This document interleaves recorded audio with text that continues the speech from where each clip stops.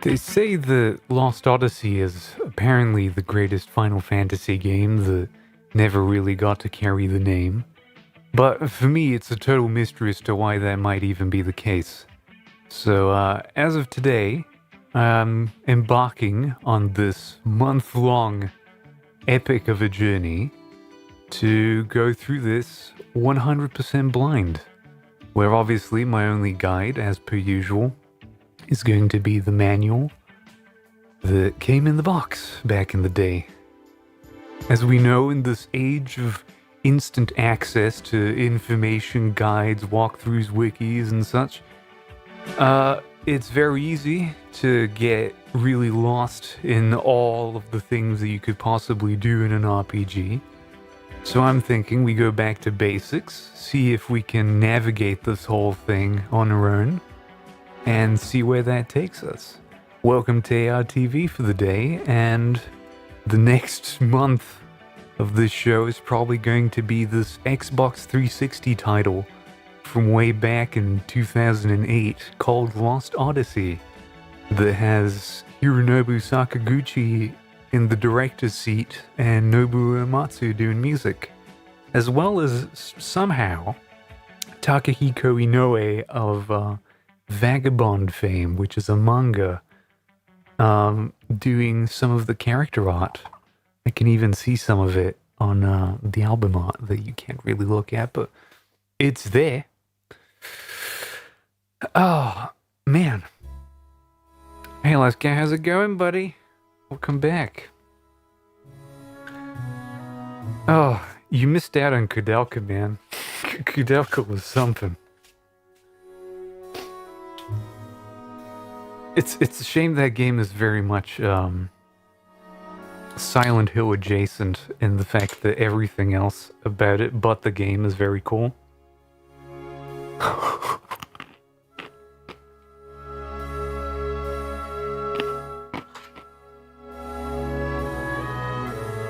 I even found this like drama CD that someone bothered to translate for it.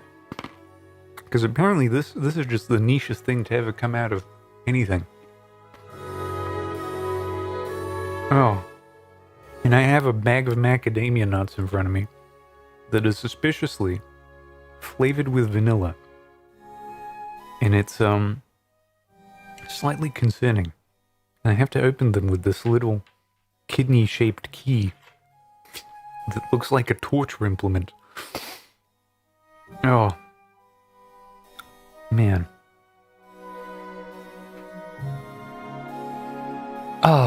I should say that, since this video game is very hard to obtain otherwise, I am using a lot of technology to bring it to your screen. I dicked around with it for maybe a week to see whether or not everything will be fine. But it still might crash and break irreparably. So, brace yourself for that. Maybe we'll be taking some breaks during this series to try other stuff while this gets patched up. It is, frankly, a little bit of a mess. So maybe we're not doing the whole month in one sitting.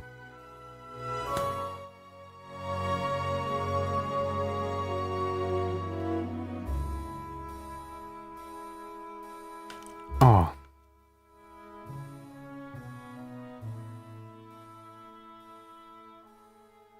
Let's see if that technology has held up over one evening. Hopefully. I'm really crossing my fingers here, man. It should be in widescreen too. Oh my goodness. There we go. Where am I? Do I want to show up for work? Sure, let's show my really weird mustache.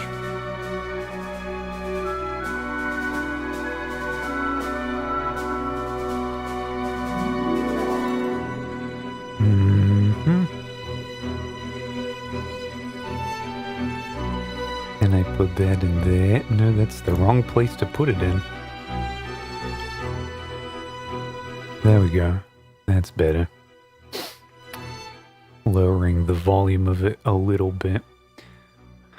I've become very reliant on this sound ducking. Oh, God, I sat in front of a mirror yesterday because I got a little spots underneath my beard. And I did the little expression from Disco Elysium, and it was so accurate, I couldn't help but stare at it. It's like, when people die, they just go away. If there's any place a soul would go, it's in your memories.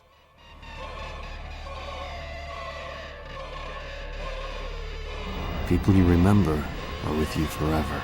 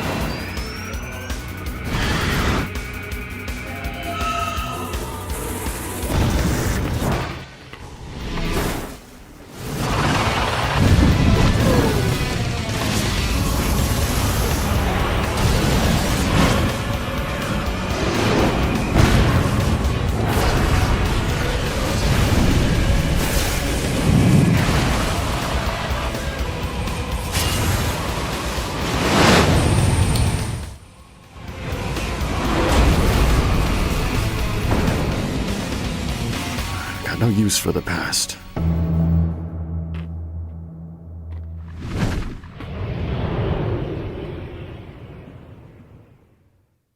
sure, man. I'm down for whatever that was.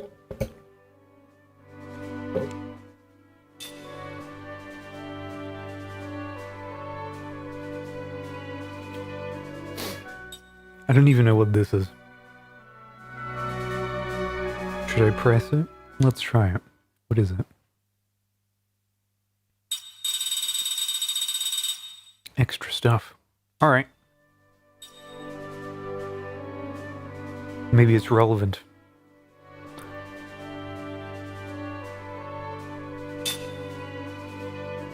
Text feed fast. Captions on. Voice language Italian.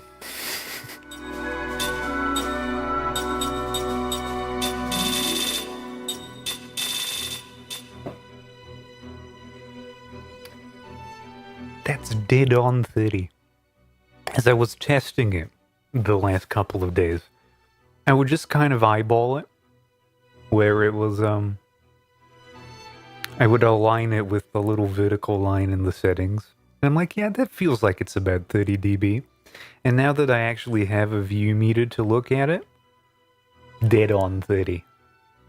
Like, dead on. Just that good after fucking 10 years. Mm-hmm. Mm-hmm. Oh. You're gonna hear me make the sound duck, though, as I crack macadamia nuts into the fucking microphone. I'm also that good. The dual standard.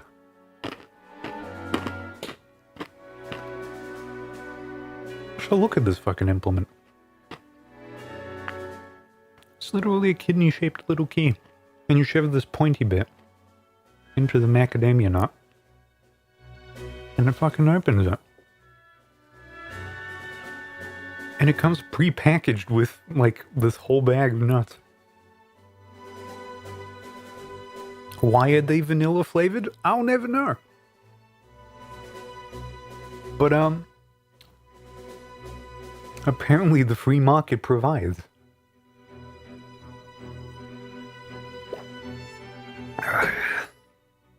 Alright. I hope there's a movie so that I could keep eating macadamia nuts. I've had shit for breakfast.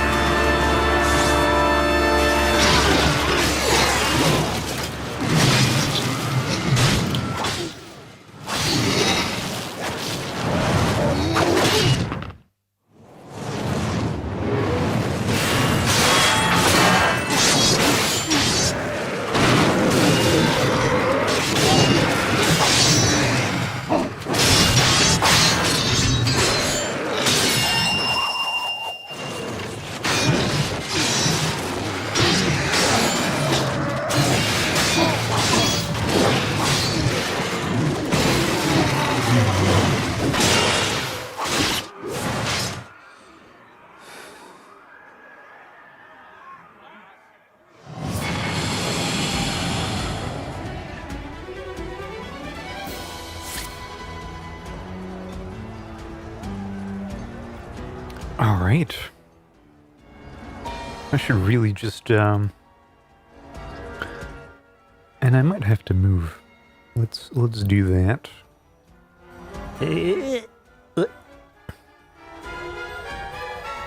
Not that those words are too long or anything. Let me also do a duplicate.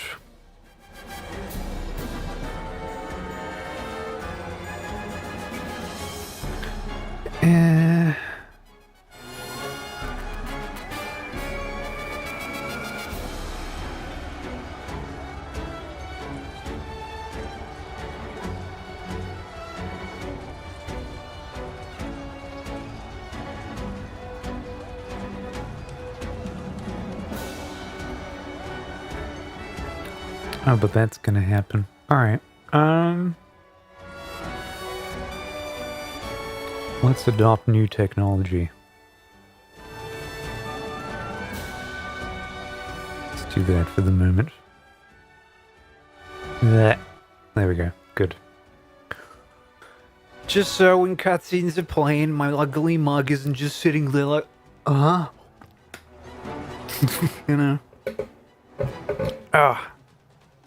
Alright, we have Keen Drakengard here. That's another reference for all two of you.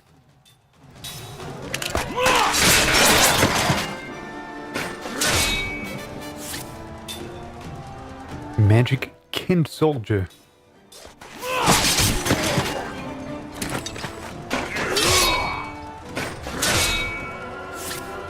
The first day I was dicking around with these guys, their animations were wholly broken. Like, they was skipping animations and was like, ah.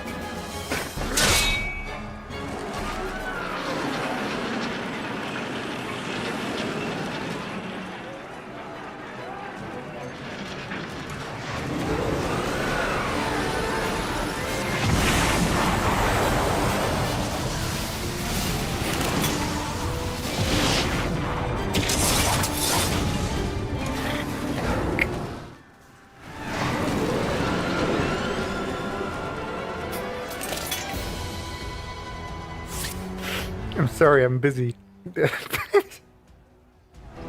Give me a second. Fuck. Come on.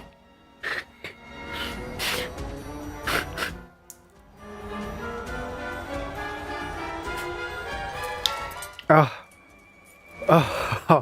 yeah. Oh, this really is a masterpiece.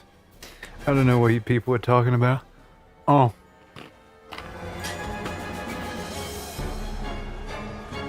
It's difficult as all hell. Okay, I did this fight when I was trying it out. And, this is surprisingly difficult for what it is. Now, it just gives you 2 targets to attack. But as you will see shortly,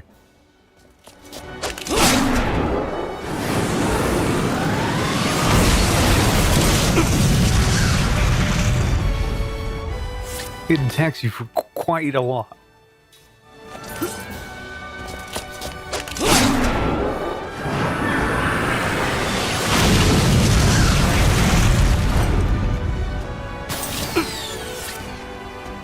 And it's doing stuff to a system that you don't even know what it is.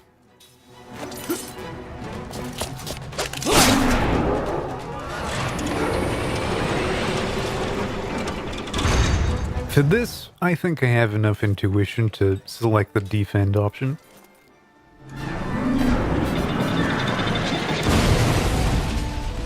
You still go splat. But it's about like 140 damage if you don't.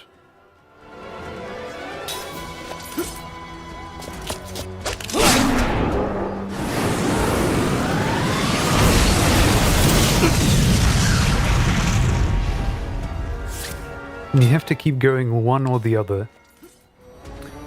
For what reason I couldn't rightly tell you. But if I attack the same thing twice, it starts doing 1 damage.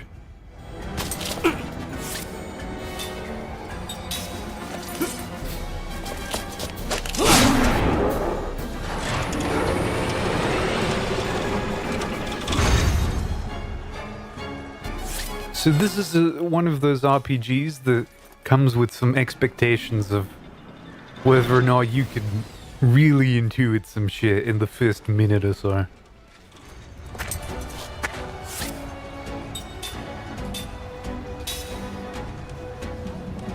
Okay.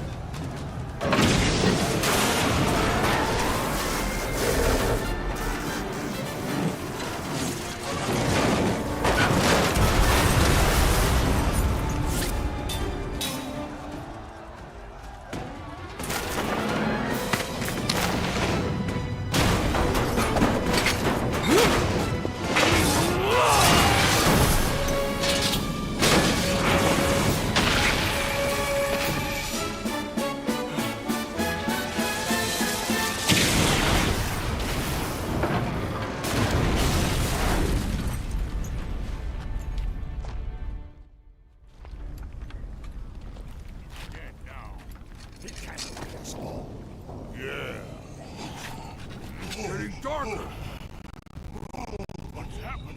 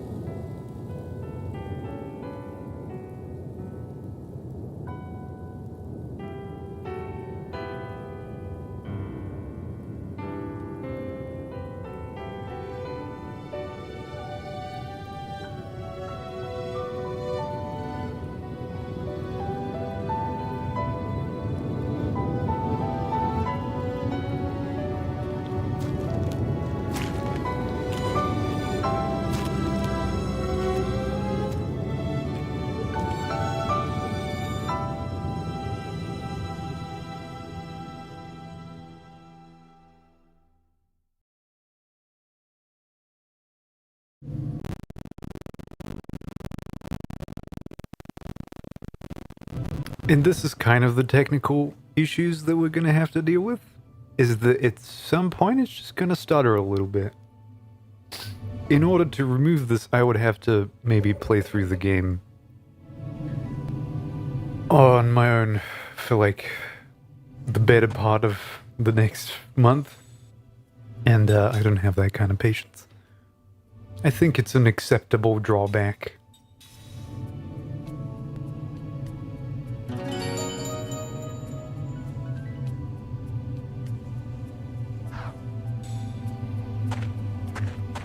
Other than that, I think it's fine. Oh yeah, and I was messing around and I saw that this is the effect for you taking damage. Just, yeah, let's make the character blink in and out of existence.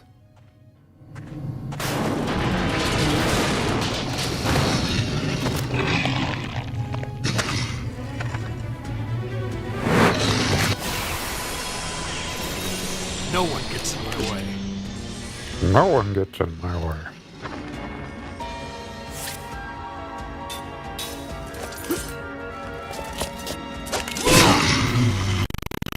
Oh, ooh, alright, yeah, give it a second. Insane Kent soldier.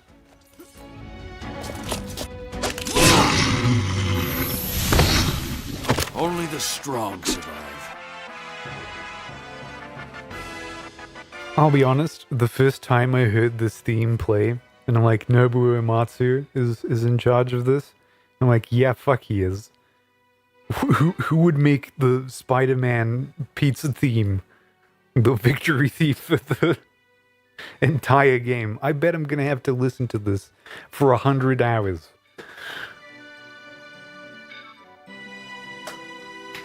Wah, wah, wah, wah, wah, wah, wah, wah.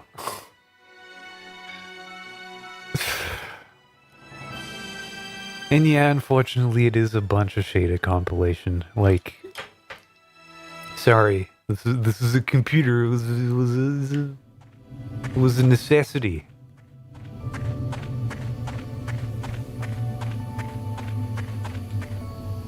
Also, again, I had like 20 minutes to dick around with this. There's a walk button, which is bound to be But then you have normal walking speed. And then this speed.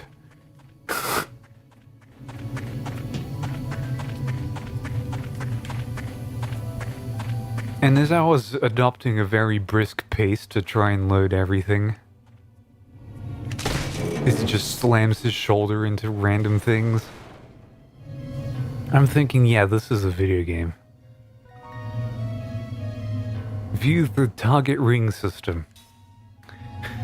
To trigger the target ring system, you need rings. Oh my god. After you equip your character with rings, the attack command will bring up the target ring automatically.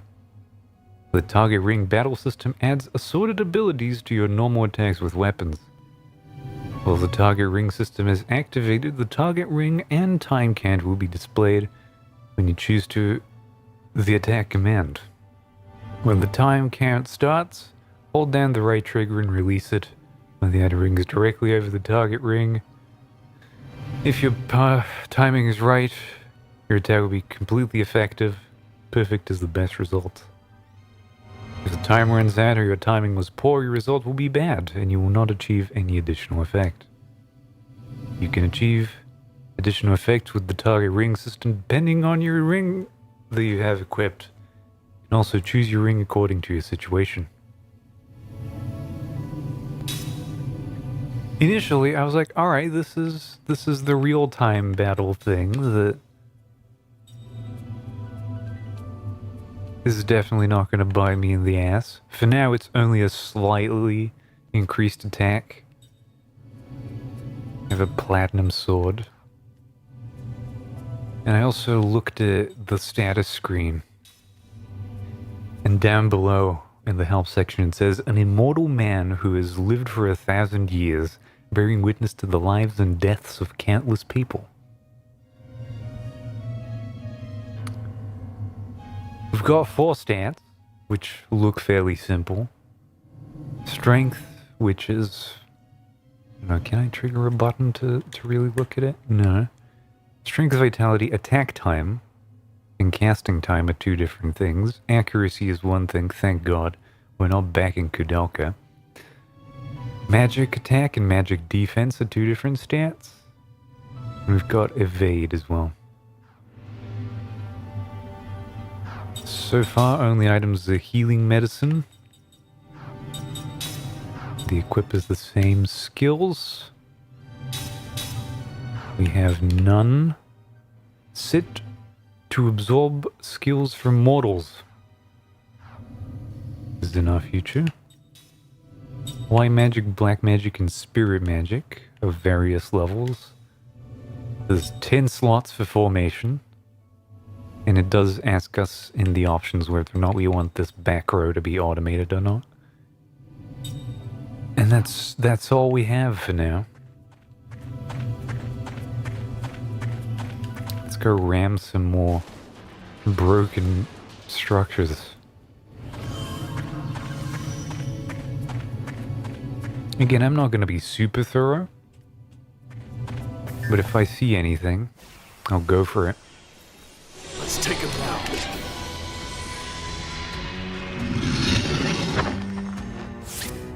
Alright, and let's try the ring system.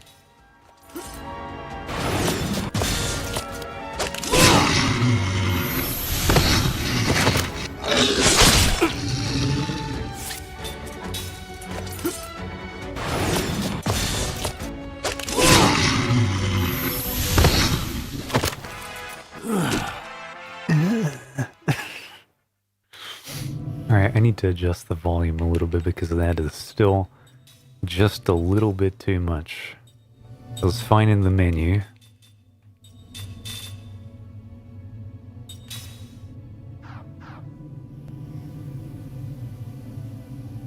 Yeah, that is still a little bit over.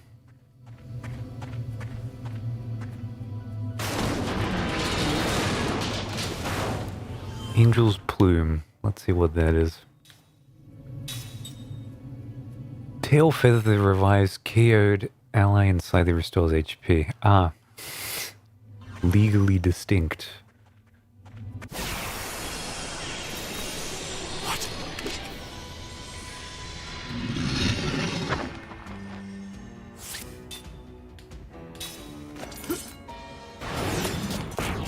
Oh, that was bad.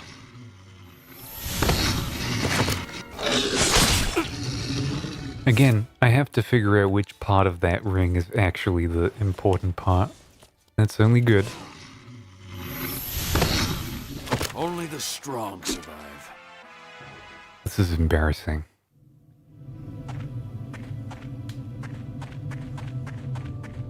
The deep irony that I was testing this out and it was perfect all the way. And now suddenly, no. The show is on. How do I ram you? Oh, there we go.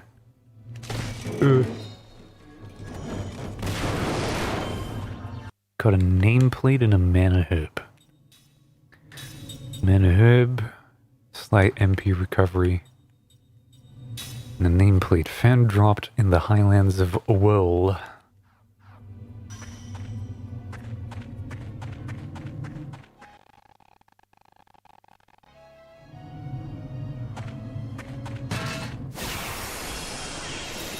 Let's take him now.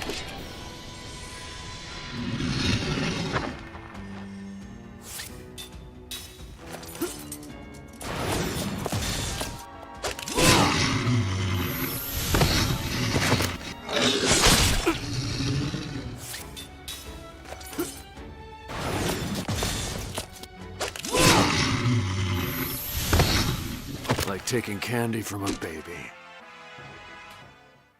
I don't know why I can't do it. Maybe it's because it's a new day. And the encounter rate is so much higher. Alright, now they're trying to mess with me.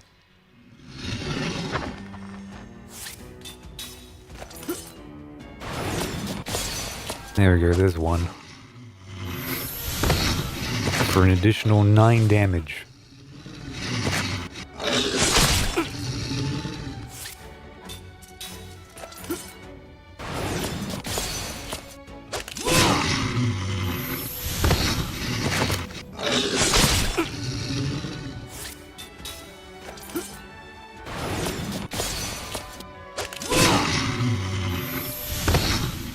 Only the strong survive. And I guess I'll find out what that bar at the top right is. Eventually. Another healing medicine.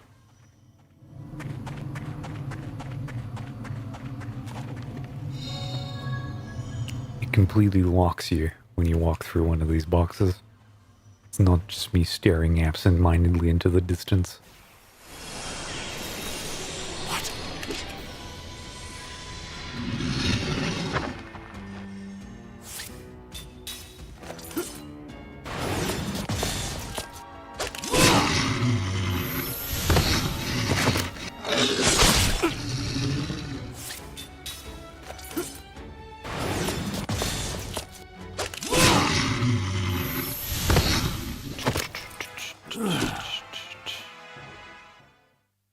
Uh-huh.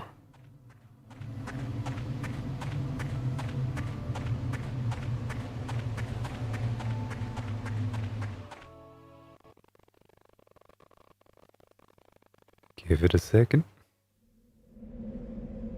I know, I thought it was a thing. Shows how little I remember of what I did.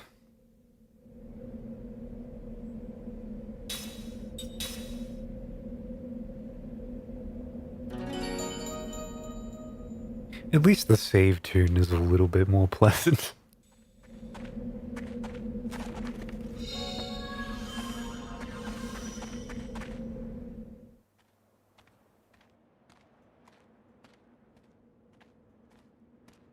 You see anything? See. Down here. Maybe under the... Yeah. Here, let me help. All this not gonna die. Hey, What? that guy over there. He's still alive. Huh? Hey, you!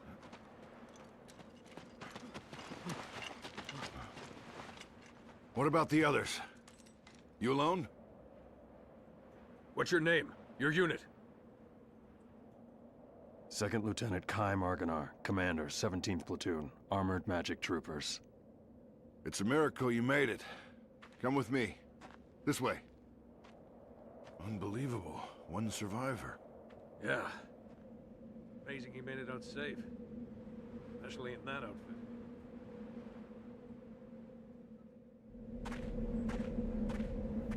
Especially in that skimpy outfit. Oh.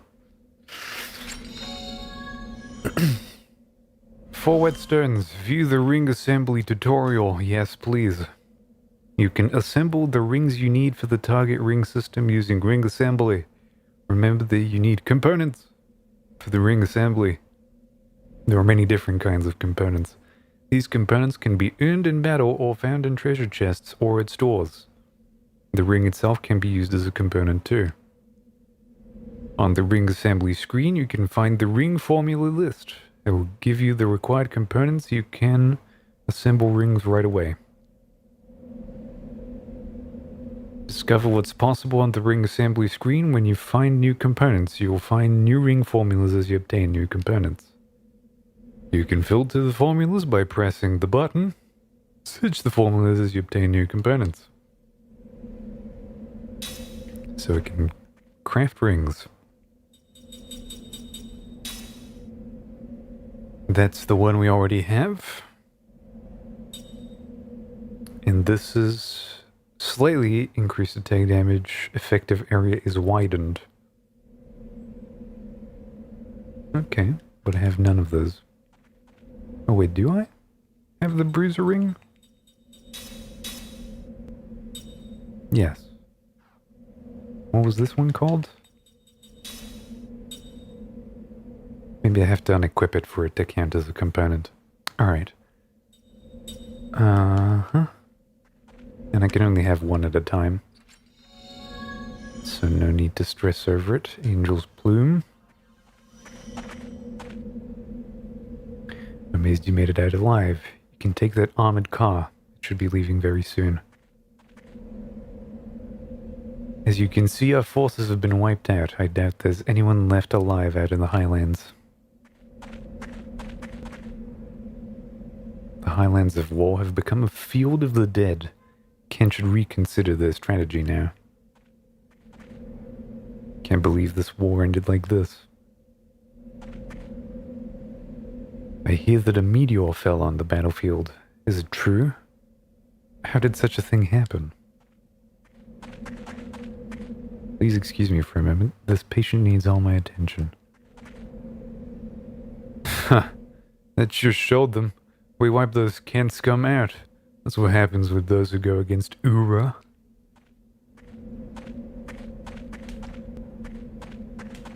Is there anything secretish? Here? Nope. Not that I can notice. How about here?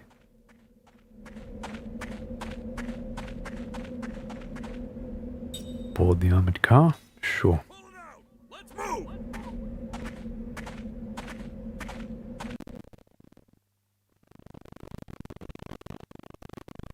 Crackle, crackle, crackle, crackle.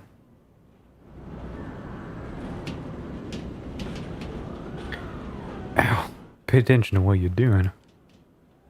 I'm alright since I was on the edge of the battlefield with the rest of my unit. Did you see that busted up magic weapon? I can't believe even magic energy couldn't protect it. I only saw a flash of light followed by a big bang, then everyone was wiped out, friend or foe. What the hell was that? Don't worry, you'll be alright. I'm almost done with the treatment.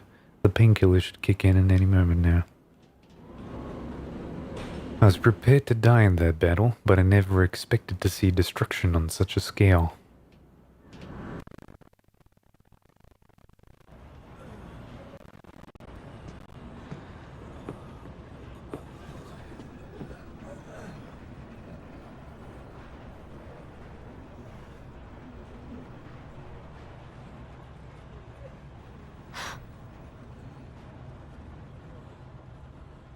That's Officer Seth Balmore with the 43rd Magic Division. She's like you. She got out in one piece. Really? You two are walking miracles.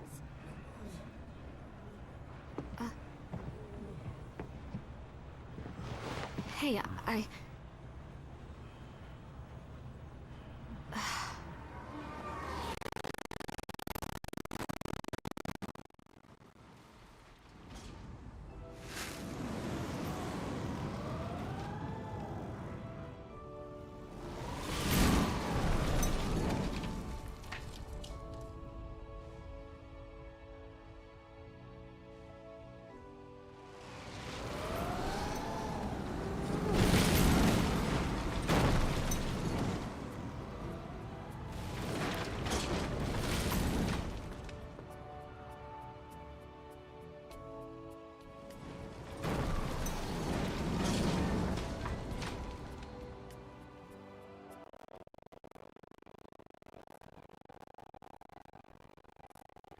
Yeah, I guess we're gonna have a little bit of this. Sorry about it. Maybe I'll try and run ahead for future episodes just a little bit. Here's where you get off, Lieutenant. The Council wishes to hear from a survivor, sir. Sorry, not you, Officer Balmore. Hey, I'm a survivor too. The Council has only summoned Lieutenant Argonar. Sit down and shut up. Well, that's just weird. This way, Lieutenant. You can kind of tell via all those, like, very elongated, very Japanese faces that Inoue was doing some concept art for all of this.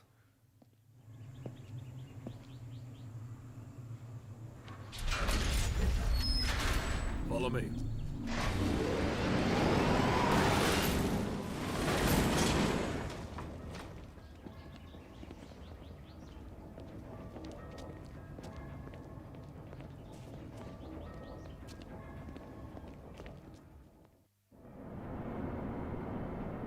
All right. Crunch, crunch, crunch, crunch. Please load all my shaders. Oh, there we go. Take this lift, Lieutenant. The monorail is ready in the station above. Push this button to run at incredible speeds.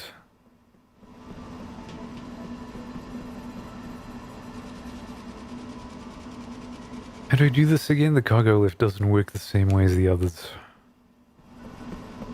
Alright, I'm officially vetoing reading all of these NPC dialogues. Soldier telling me he's lost his helmet. He said it dropped through the gap while he was going up the lift. When he went back to fetch it, it was gone.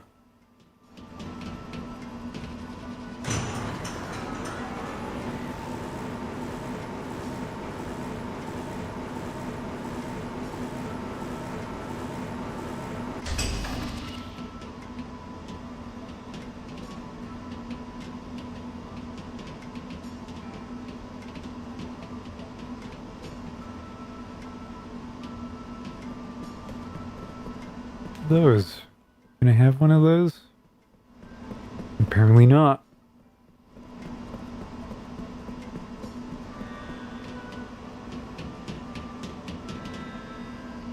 Stop goofing around, you don't tell me what to do. Crunch.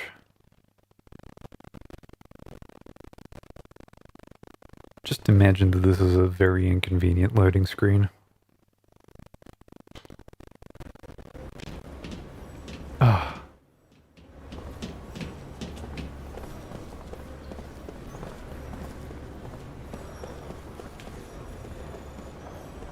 What do we have? All aboard, departing shortly. This battle has turned into our worst nightmare. Everyone was killed regardless of which side they were on.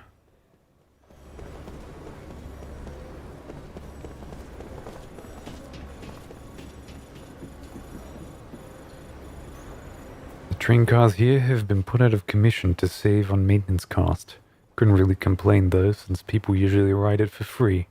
Still, it's a bit stingy of them to do this. Motif number 1.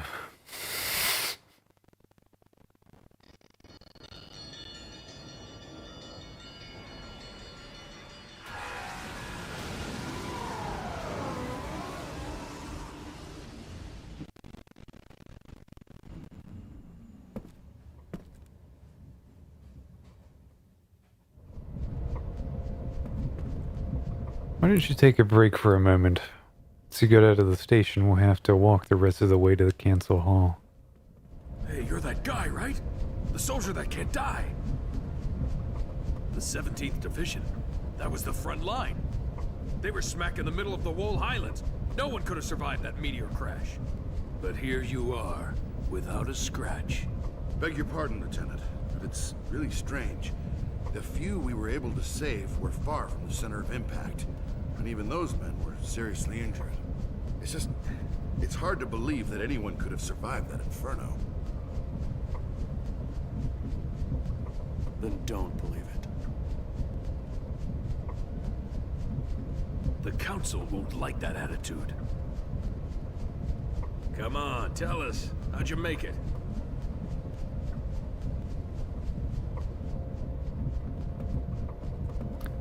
Spades of sass. Don't want any trouble. The magic dash industrial revolution is the real problem. What is more wars, more problems with monster attacks, and even more troubles caused by magic energy? The magic industrial revolution.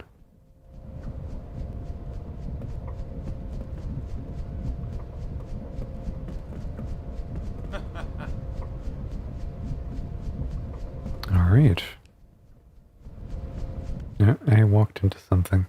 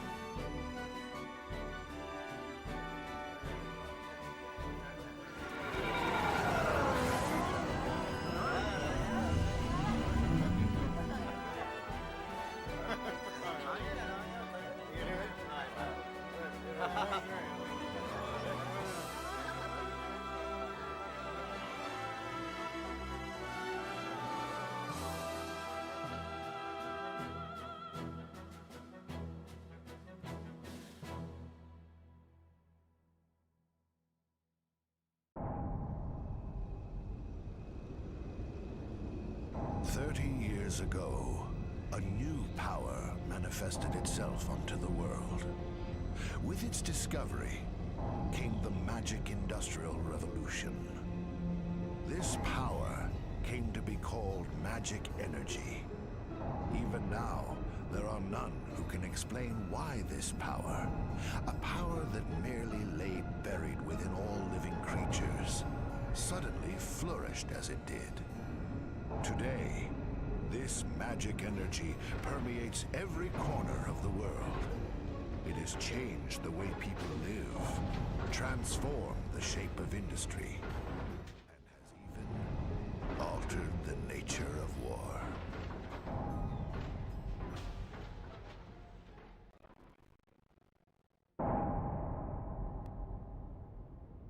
Is it true the Kents have requested a truce? Indeed. We heard that enough men were committed to cover the Wall Highlands and that most of the Kent force were eliminated. This war was started by them. It's only right they withdraw. We've also lost a tremendous number of troops. After suffering such a devastating loss, if the Gozo were to strike now, there would be no way we could defend our country. And there are also whispers that Gozo was pulling strings behind the invasion. What makes you think that the Gozo were involved? We have confirmed that a large amount of military hardware has been moved from Gozo to Kent. We assume Gozo plans to use Kent to keep things stirred up and destabilize Ura. Are you saying that even the meteor crash was a Gotsan plot? My lord, I have some disturbing information on that subject. We suspect that a situation at Grandstaff may have caused the meteor crash. Grandstaff? This is not the first time stories about it have reached my ears. This is not confirmed, but magic energy may have leaked out of Grandstaff, interfered with something in outer space, and precipitated this disaster. Gongora! Yes, my lord. The Grand Staff falls under your jurisdiction. Do you have anything to say? Nothing for the moment. Where did you get this information? Construction of Grand Staff is going smoothly. Now that the forces of Ura have suffered such devastating losses, I think we have no other way to protect our land except with the magic energy that Grandstaff will provide. We should hold off on debating the pros and cons of Grandstaff until we've thoroughly reviewed the world's current situation. What you say makes sense, but our plan to use magic energy is a double-edged sword. With all sorts of rumors flying around, we might want to halt construction of Grandstaff. What? Only temporarily. As soon as it's clear that Grandstaff had nothing to do with the meteor collision, we'll resume construction immediately, Gongora.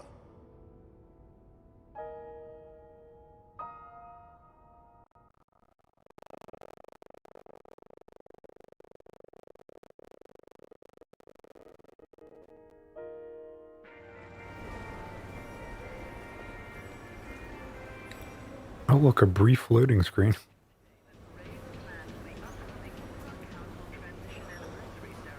Oh. Just open for fuck's sake. There we go. Oh. You can tell that this is a Sakaguchi game by the fact that there is more proper nouns than anything else in this. You want to know what any of these mean? Wait until 60 hours into the game.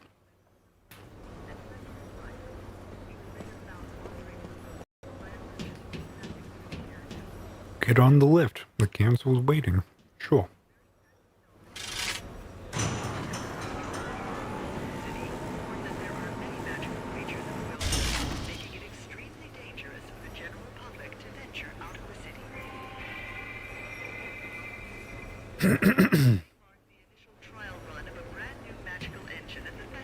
Don't have time to waste here. Once you're out of the situation, please follow me straight to the council. We must get moving, Lieutenant Agnar. It's quite a long way to the council hall.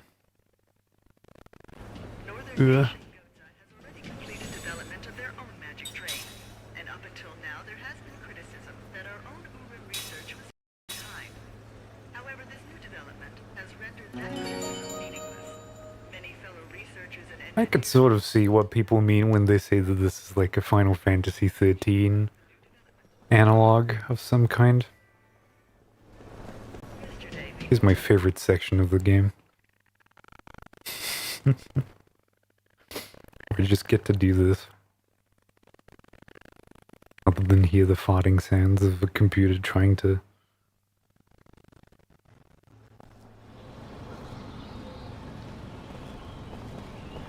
Alright. Come on.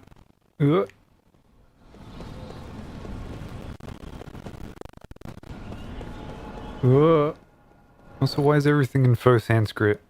Or maybe it is real Sanskrit. I can't tell.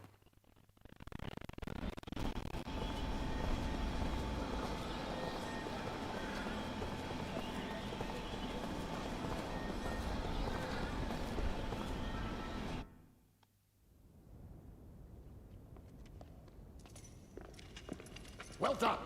You may leave.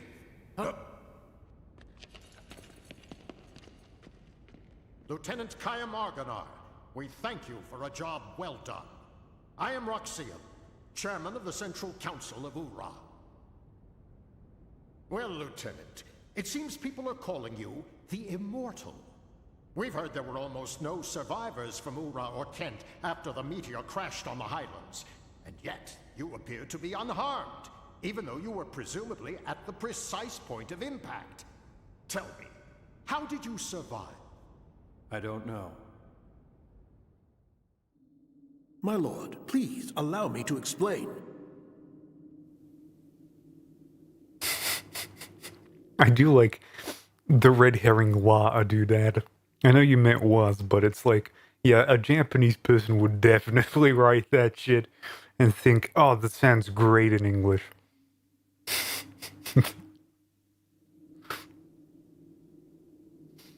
Oh, he really is like that. All of these are. And, you know, here's my thing. I'm gonna say this now, just in case, you know, it turns out that I don't like this as much.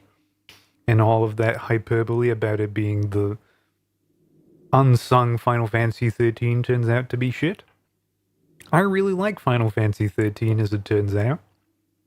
And if this just turns out to be what people prefer because they didn't like Final Fantasy 13, the likelihood is that this is going to be a bog standard Final Fantasy game with almost little interesting or redeeming qualities. And I am well prepared for that, and so you should be too. Because I have this thing, right? If everyone else says that Spirit Tracks is a bad Legend of Zelda game, then I don't like Legend of Zelda games. I like Spirit Tracks. And most of the time, if everyone else hates a video game, and I try it and I like it, and then they say, but it's like the worst one in the series, then I'm just not interested in the series. It's as simple as that. Speak. Thank you, my lord. Actually, this man is immortal thanks to my magic energy. He is under a spell of immortality that I conjured. I wish to know more. This immortality spell, how does it work? I don't know. Good. What? Are you saying that you don't know about the spell cast on you? I don't remember. I recall nothing. My lord, this man has lost his memory. However, he is skilled in magic energy. So I have been studying his abilities. Then what can you tell us, Gongora? With all due respect, my lord, the spell is a curse. It is said that merely hearing it brings death near. For the safety of everyone, it is better that the spell be kept secret. Very well. Since I trust your studied opinion, I shall take your word that we should not know the spell. Death is determined by fate, and one cannot fight it. Lieutenant, since it seems that you cannot be killed, the Council would like to bestow a special mission on you. We want you to go to Grandstaff. My lord. Gongora, you cannot keep this hidden any longer. Till now, construction has been left up to you, but we've lost contact with the site. It's just that... Gongora! Until we can confirm that Grandstaff project is safe, construction shall be suspended. Yes, my lord. So now, Lieutenant Argonar. You know of Grandstaff, under construction in the Sea of Baz? I've heard that it's a magic staff. Yes, it is. As you just heard, all communications with the site have been cut off for some time now. Considering the danger from magic energy leaks, We suspect that no one can investigate the possible cause, except someone immortal. Well, there is someone else. What did you say? At the Wall Highlands, another immortal. Her name is Balmor.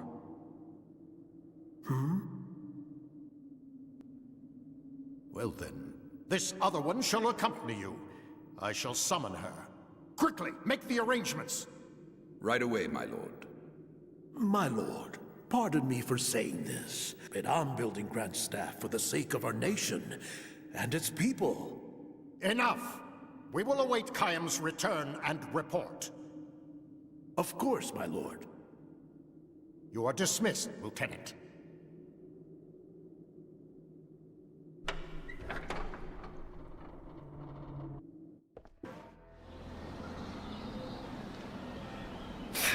Again, I'm gonna figure out how to balance the audio on this and hide my camera as time goes on. It's a little bit finicky. I have word that Chairman Roxian that you are off duty until further official orders. There is a fine inn just along the street for you to stay in and wait for your orders. I've arranged for the council to contact you there. Okay. 3 levels of zoom. For moi. Thank you.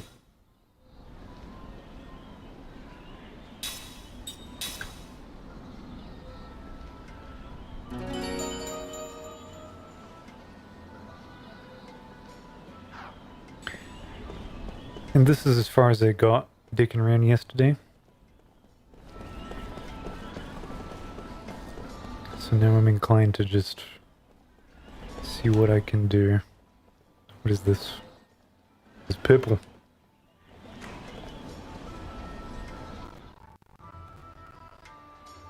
Arms and armor.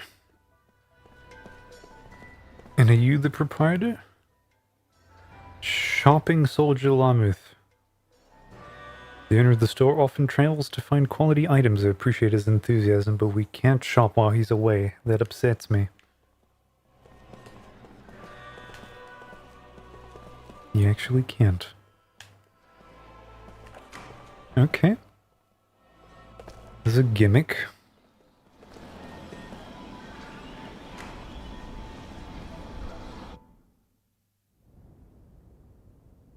And now, counselors, I propose that Gongora be removed from Grand Staff Project, with control transferred to this council. My lord.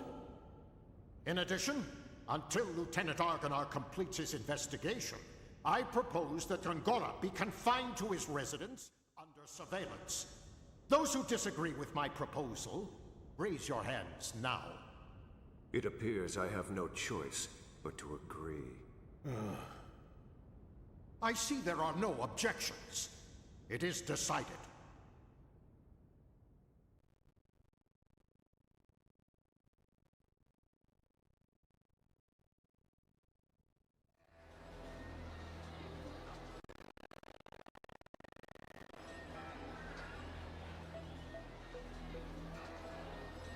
Sorry, still making changes.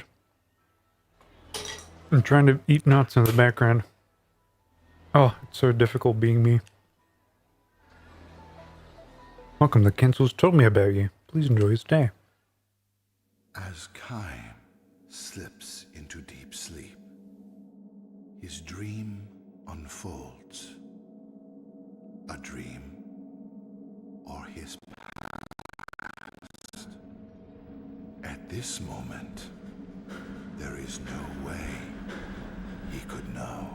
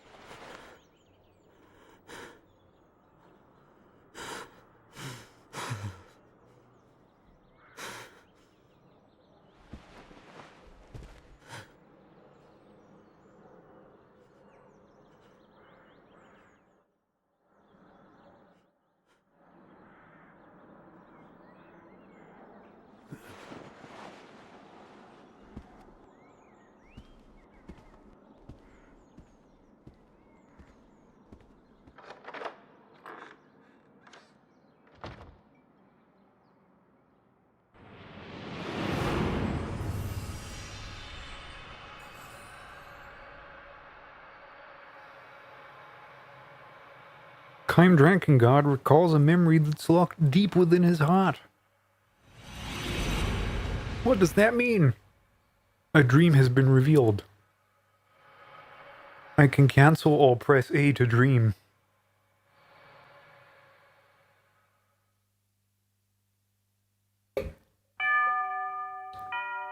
Resident Evil 1.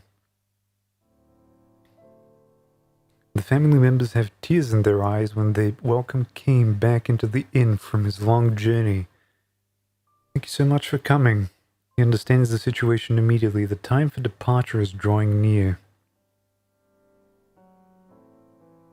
Speaking of near, too soon, but still he knows. This day would have to come sometime, and not in the distant future.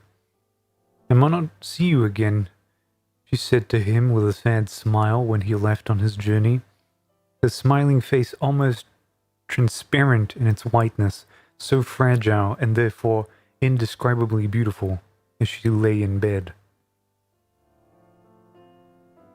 May I see Hannah now? He asks. The innkeeper gives him a tiny nod, and says, I don't think she will know who you are, though. She hasn't opened her eyes since last night, he warns Chaim. You can tell from the slight movement of her chest that she's clinging to a frail thread of life, but it could snap at any moment. It's such a shame. I know you made a special point to come here for her. Another tear glides down the wife's cheek. Never mind, it's fine, Chaim says. He has been present at innumerable deaths, and his experience has taught him much. Death takes away the power of speech first of all, then the ability to see. What remains alive to the very end, however, is the power to hear. Even though the person has lost consciousness, it's by no means unusual for the voices of the family to bring forth smiles or tears. Chaim puts his arm around the woman's shoulder and says, I have lots of travel stories to tell her. I've been looking forward to this my whole time on the road. Instead of smiling, the woman releases another large tear and nods to Chaim. And Hannah was so looking forward to hear your stories. Her sobs almost drown out her words. The innkeeper says, I wish I could urge you to rest up from your travels before you see her, but Chaim interrupts his apologies. Of course I'll see her right away. There is very little time left. Hannah, the only daughter of the innkeeper and his wife, will probably breathe her last before the sun comes up. Chaim lowers his pack to the floor and quietly opens the door to Hannah's room. Hannah was frail from birth. Far from enjoying the opportunity to travel, she rarely left the town or even the neighborhood in which she was born and raised. This child will probably not live to adulthood, the doctor told her parents. To this tiny girl with extraordinary, beautiful, doll-like features, the gods had dealt an all-too-sad destiny. That they had allowed her to be born the only daughter of the keepers of a small inn by the highway was perhaps one small act of atonement for such iniquity. Hannah was unable to go anywhere, but the guests who stayed at her parents' inn would tell her stories of the countries and towns and landscapes and people. That's 3 N's. That she would never know. Whatever new guests arrived at the inn, Hannah would ask them, Where are you from? Where are you going? Can you tell me a story? She would sit and listen to their stories with sparkling eyes, urging them on to new episodes with, and then? When they left the inn, she would beg them, please come back and tell me lots and lots of stories about faraway countries. She would stand there waving until the person disappeared far down the highway, give one lonely sigh, and then go back to bed.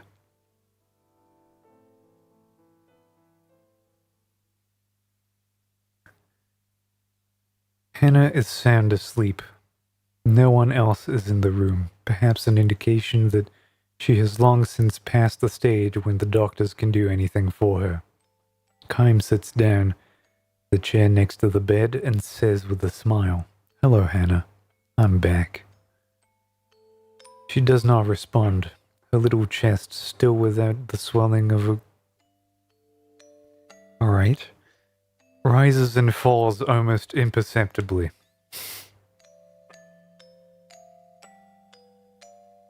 "I went far across the ocean this time," he tells her. "The ocean on the other side where the sun comes up. I took a boat from the harbor way, way, way far beyond the mountains you can see from this window. And it was on the sea from the time the moon was perfectly round till it got smaller and smaller and then bigger and bigger until it was full again. There was nothing but ocean as far as the eye could see. Just the sea and the sky. Can you imagine that, Hannah? I've never seen the ocean, but I'm sure... Oh, you've never seen the ocean, but I'm sure people have told you about it. It's like a huge, big, endless puddle." Kym chuckles to himself, and it seems to him that Hannah's pale white cheeks move slightly. She can hear him, even if she cannot speak or see. Her ears are still... This is better than Final Fantasy XIII, that they say so. If they say so. Believing and hoping this to be true, Kym continues with the story of his travels. He speaks no words of parting. As always with Hannah, Kym smiles with a special gentleness he has never shown to anyone else, and he goes on telling his tales with a bright voice, sometimes even accompanying his story with exaggerating gestures. He tells her about the blue ocean, he tells her about the blue sky. He says nothing about the violent sea battle that stained the ocean red. He never tells her about those things. Hannah was still a tiny girl when Kym first visited the inn.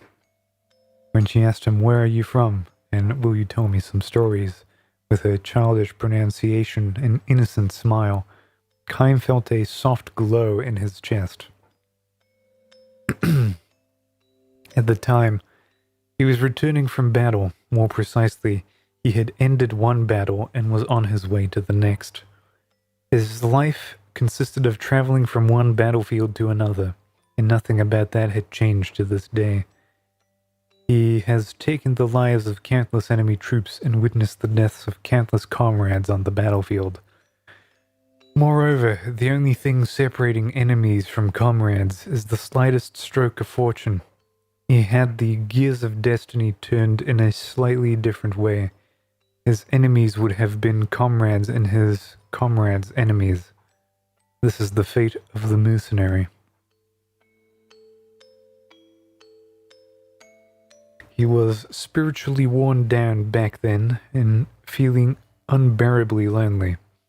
As the possessor of eternal life, Kym had no fear of death, which was precisely why each of the soldiers' faces distorted in fear, and why each face of a man who died in agony was burned permanently into his brain.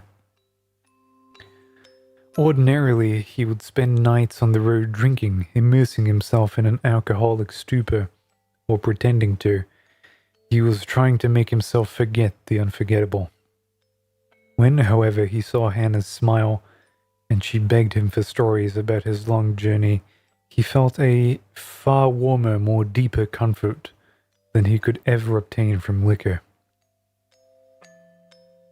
He told her many things, about a beautiful flower he discovered on the battlefield, about the bewitching beauty of the mist filling the forest the night before the final battle, about the marvelous taste of the spring water in a ravine where he and his men had fled after losing a battle, about a vast bottomless blue sky he saw after a battle. He never told her anything sad. He kept his mouth shut about the human ugliness and stupidity he witnessed endlessly on the battlefield. He concealed his position as a mercenary from her, kept silent regarding his reasons for traveling constantly, and spoke only of things that were beautiful and sweet and lovely. He sees now that he told Hannah only beautiful stories of the road like this, not so much out of concern for her purity, but for his own sake. Staying in the inn while Hannah waited to see him turned out to be one of Chaim's small pleasures in life. Telling her about the memories he brought back from his journeys, he felt some degree of salvation, however slight. 5 years, 10 years, his friendship with the girl continued. Little by little, she neared adulthood, which meant that, as the doctors had predicted, each day brought her that much closer to death. And now, Chaim ends the last travel story he will share with her. He can never see her again. He can never tell her stories again. Before dawn, when the darkness of night is at its deepest, long pauses enter into Hannah's breathing. The frail thread of her life is about to snap as Chaim and her parents watch over her. The tiny light that had lodged in Chaim's breast will be extinguished. His lonely travels will begin again tomorrow. His long, long travels without an end. You'll be leaving on travels of your own soon, Hannah, Chaim tells her gently.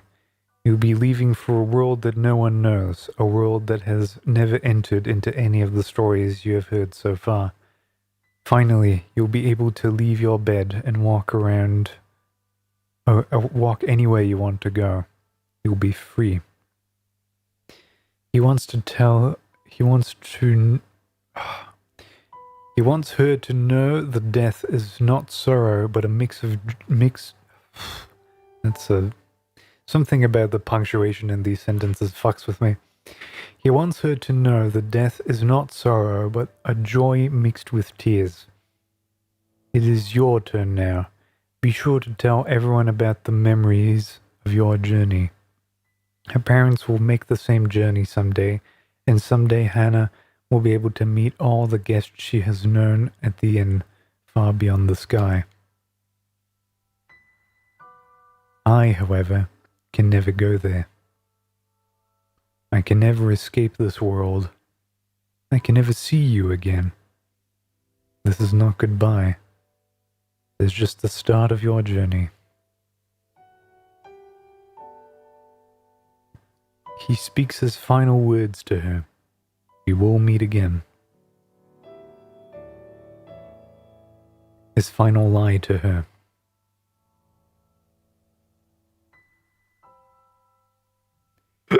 Oh, God damn it.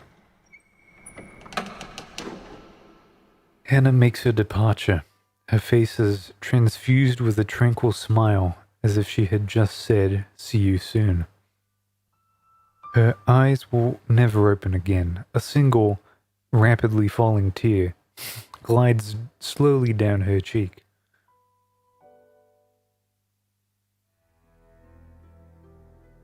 So those were written by someone else, not Sakaguchi. There was another name in the opening credits.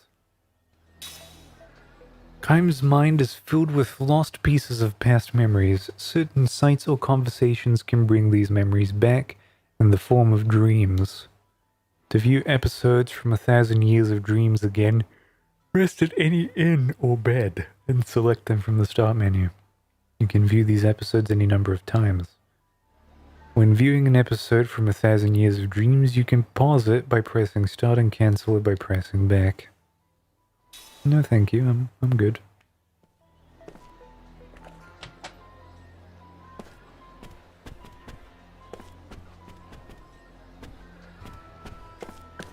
But yeah, that was a unnecessarily dubious descriptor.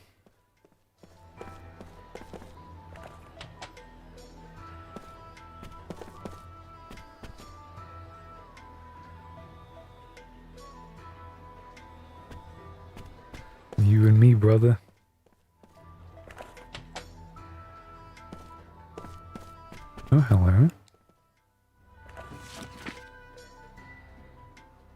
Guest book. To our dear guests, if you have any questions, comments, or suggestions, kindly write them down here. Came here for our honeymoon. We'll never forget this experience of a lifetime. We'll treasure it forever. Thank you. It rained the whole time. How could I have any fun? It's like bad weather just follows me around. The soldiers were loud, everything was so expensive. Just want to go home. At least the girl was really cute and her food was good. This was my first time in the city. It's been an interesting and meaningful trip. I'd like to visit again. Came here to send my son off to the army. He's such a kind-hearted boy. I'm worried that he won't fit in with those military types. Just pray that he'll be back safe. I rode the monorail. I saw the castle. I played with the dog. I'm gonna go to my grandma's house tomorrow. I can't wait.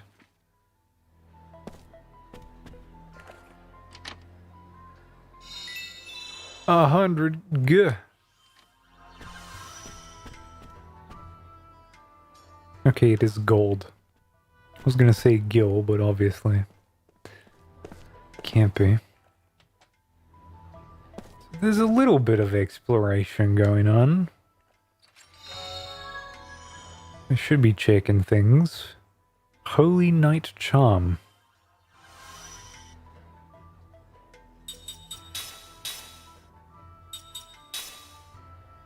Increased magical and physical defense during critical HP status. Learning process.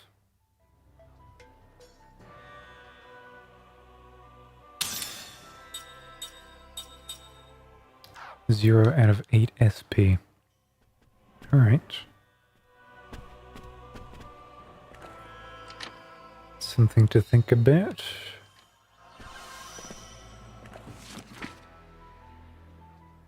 Or a street map. The Great Gate. This magnificent structure serves as the entrance to the city of Ura, as well as providing protection from enemies.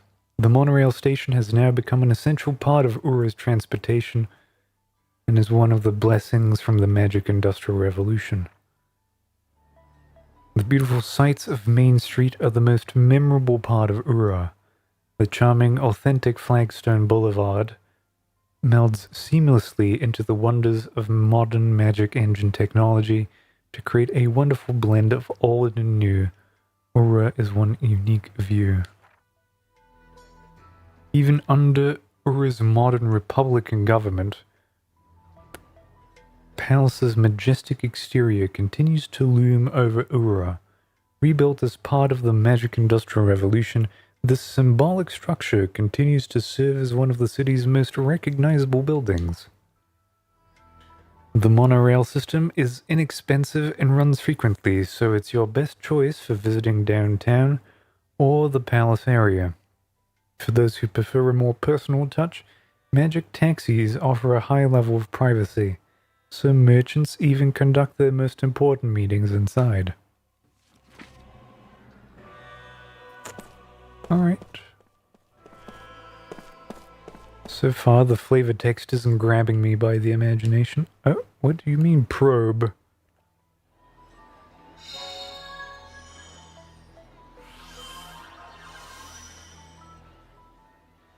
I have obtained seed.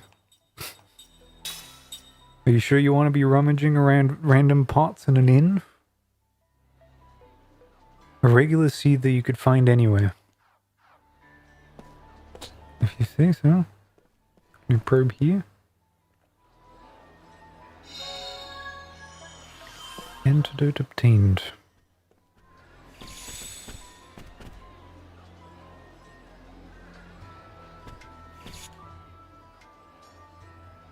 Yeah, not like this.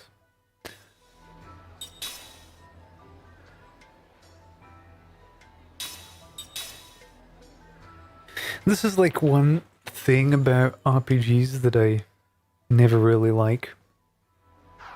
Is the kind of downtime where you're supposed to walk around and talk to every single NPC in town to see whether or not you get a hint as to where you should be going and everything. I don't know why I had such a brain fart there. Sorry about that. Did you sleep well? No message for you yet, I'm afraid. We'll hold any messages that come for you here, so please don't hesitate to take a stroll outside. I'm sure you'd like to forget the horrors of the battlefield. Oh, by the way, feel free to use any of the items you find here. There are compliments of the house.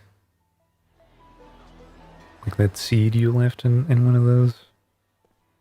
Alright.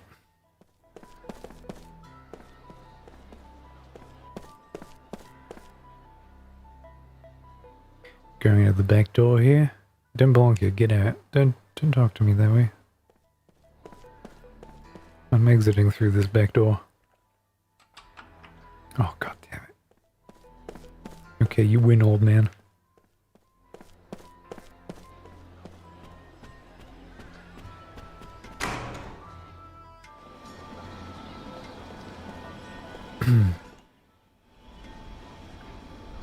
Alright. Review the list of dreams you've had. Okay. Well, there's supposed to be a shop.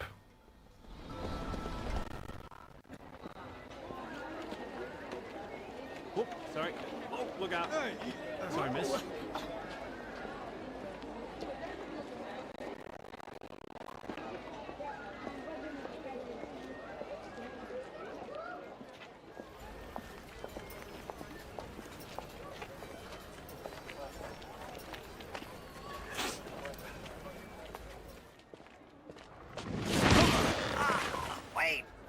Wait, let go! My throat! My throat! Damn! Why are you following me? You're Kai Marganar! I mean, Lord Gongora asked me to do it! It's the truth! I'm supposed to tell you to go to his manor. He has something important to tell you! You are? Jansen, messenger for Lord Gongora. At your service.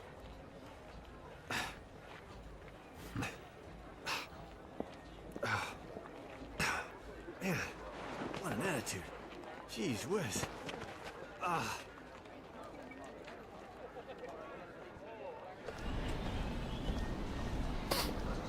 Yeah. Can I break these? Nope. Nope. Nope. There we go. He is not back. So I still cannot purchase weapons or anything.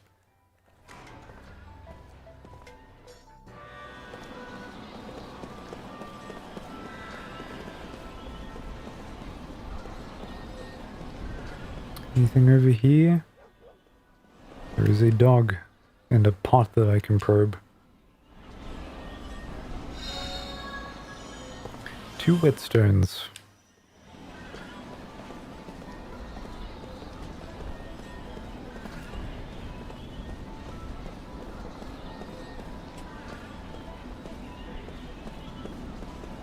This will open eventually, I reckon.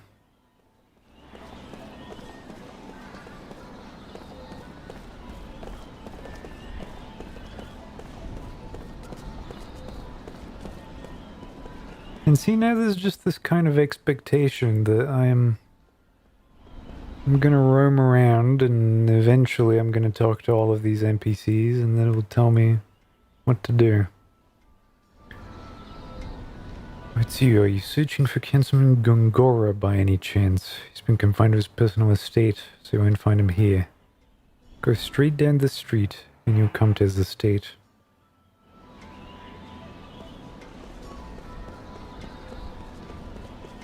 No.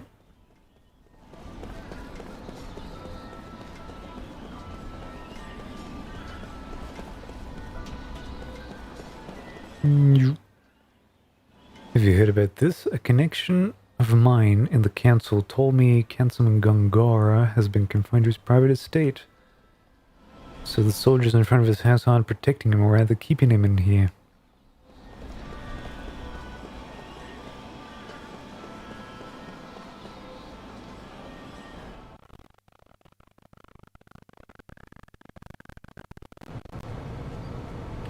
There we go.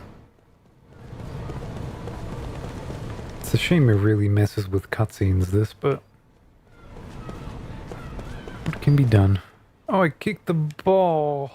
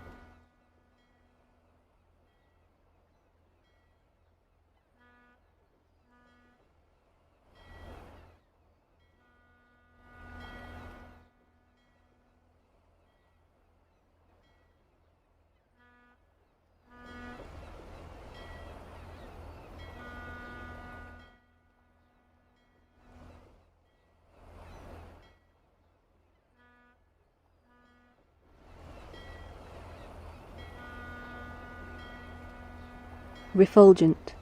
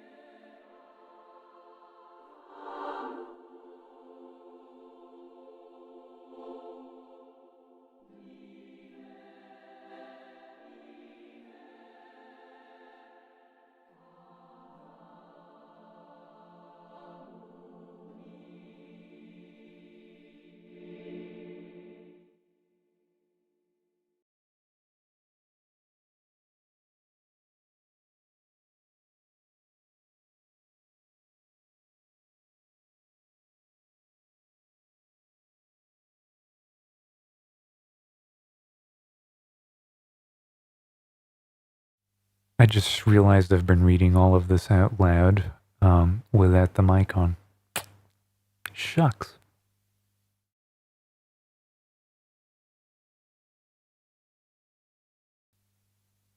The music ends. The morning sun climbs above the horizon. And everywhere throughout the town blooms countless white flowers.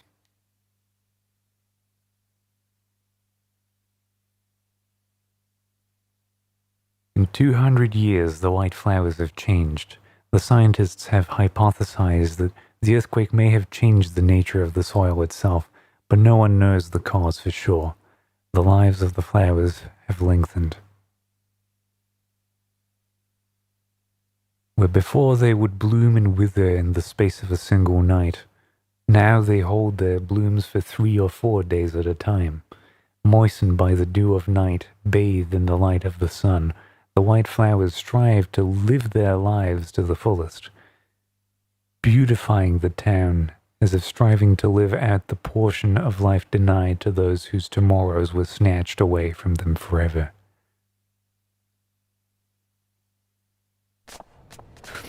Well, that's gonna make an awkward VOD at some point, but yeah. Sorry about that. That's one of those technical things that I just messed up.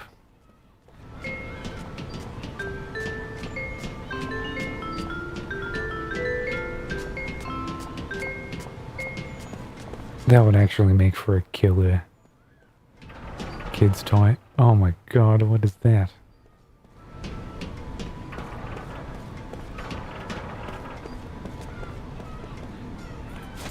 Kick that. Got a healing medicine. How's vacation? It wasn't good. I was reading the whole time to myself in a very dramatic fashion. Oh.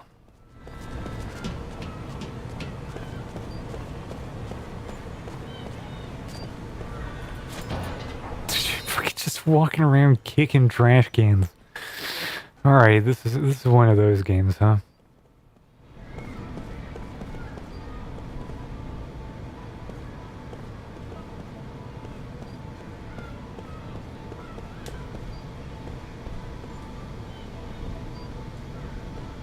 Kick that. Another seed.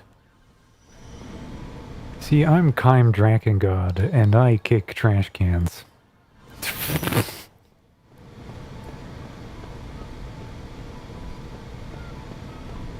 Do I have any special ring assembly? Aqua ring. Inflicts water damage.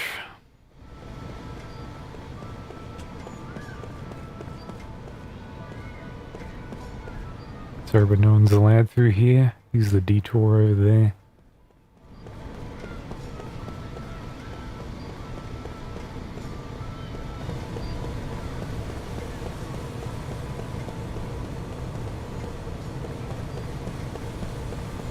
Examine. Hello. Oh, there's more hidden behind posters. This is terrible. That one is gonna be a flame ring. There you go. If I collect 3, I can be a super special boy.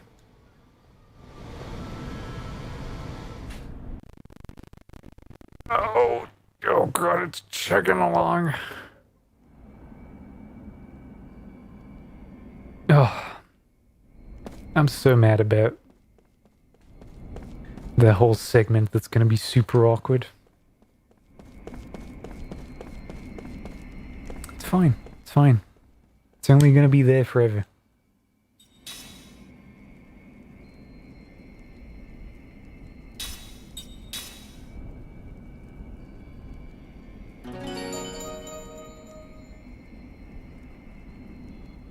Ah, yeah.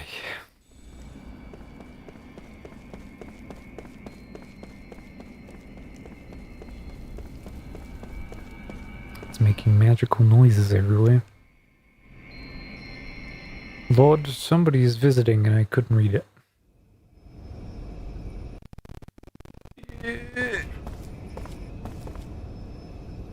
arrest is going too far. I have firmly opposed Roxian on this. Do not despair, Gongora.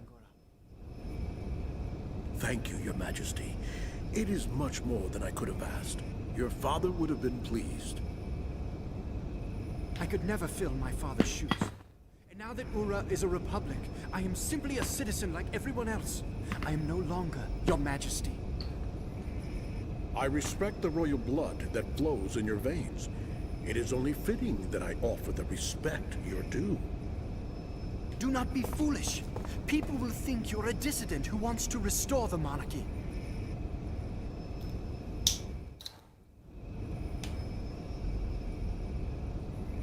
I'm truly happy that you have come to see me. You've always been so kind. You taught me the rudiments of magic. I cannot help but be kind to you in return. I cannot understand Roxian. I believe he intends to stop work on Grand Staff. It makes me angry, Gongora. Our entire nation has benefited from magic energy, yet he does not understand the significance of Grand Staff. If we can increase magic energy with Grand Staff, just think how much better our people's lives would be. We would no longer need soldiers. You have seen the future of Ura, and how Grand Staff can make it happen. Roxian's vision is too narrow for our nation to grow. I am sorry you had to witness that. There is no need to apologize. I'm happy Your Highness understands. But even if they stop Grand Staff, we could develop a newer and far better magic engine. Please let me know what you need, Gongora. I can help you. I am unworthy, Your Highness.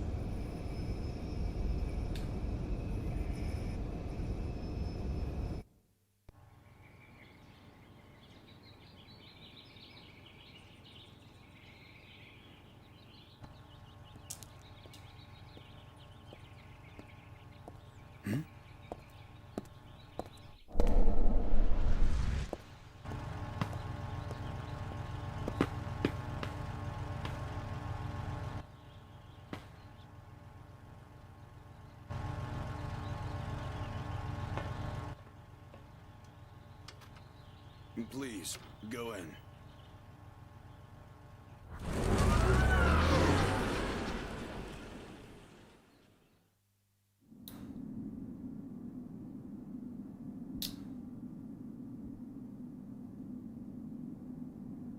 Give me a second.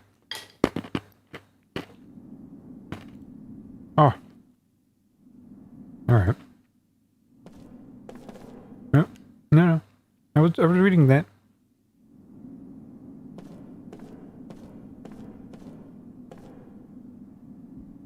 He's waiting for you at the study on the 2nd floor. Take the lift.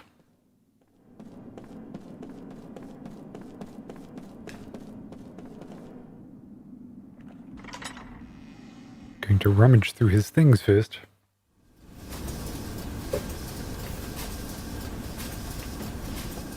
Medical Research Lab.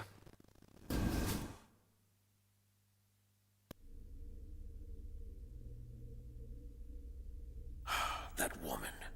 How could she be in Ura without me knowing? Just stop it. Stop lying to me.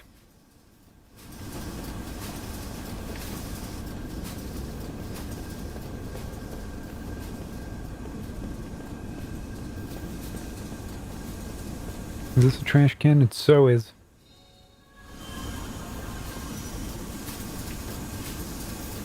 I can sniff out all of these trash cans.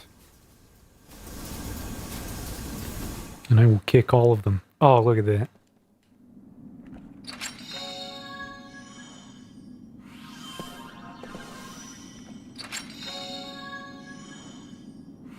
I'm rewarded for my efforts.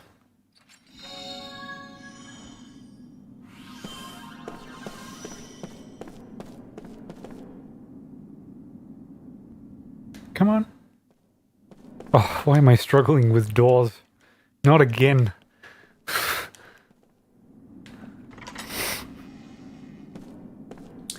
Every game at this point. I was against jumping, now I'm gonna be against doors.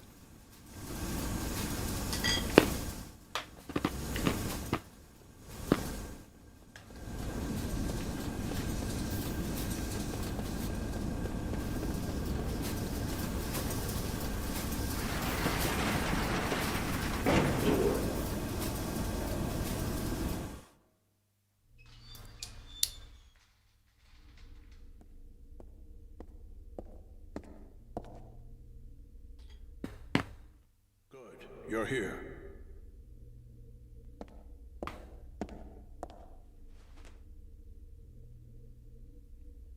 I asked you here for only one reason. Hold on. What is it? Oh no, great, here he comes. Hey, whoa, hey, you are really short-tempered. Hey, I don't have a sword, okay? Easy. Why are you here? I told you, I'm just a messenger. I came to see if you really come or not, which you have, so that's good. That's enough, Kaim. He's on our side. Thanks. A little late, though. We can use him. He's cunning and quick, and he has many connections. I want you to take him on your investigation of Grand Staff. No way, sir. You know, I thought he'd say that, my lord. His shoes, hello? Look, this other immortal joining the investigation, she might be dangerous. Why? The woman was once a pirate. I don't know how it happened, but she's now a soldier for our army. Well, the past is the past, and I know little else about her. Take Jensen with you. He can help keep her in check. Despite what else he may be, he has a healthy respect for women. So, you know, I heard she was a looker, if you catch my drift. I mean, you've seen her, right? Okay, be that way. You guys are way too serious. Pirate. All right, understood. All right then, I'll be there early. Oh yeah, you can count on it. Remember, Kaim, you're the only one I can trust.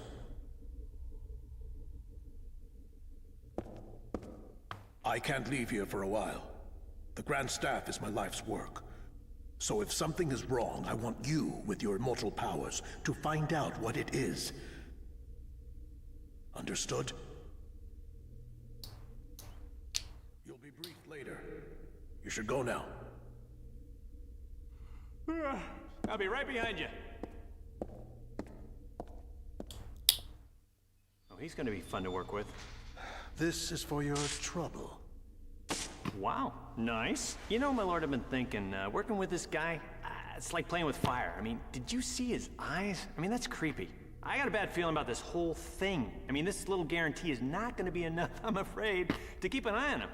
You're gonna have to give me a little bit more, you know what I'm saying?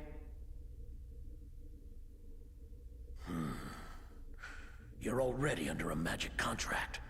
Don't get greedy. Wow!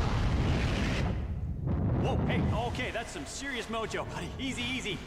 Is your fee still unsatisfactory? Okay, not funny. I'm not laughing, okay? I didn't stick my neck out for this, okay? Jeez, everyone's a pain in the ass. I'm taking a bath.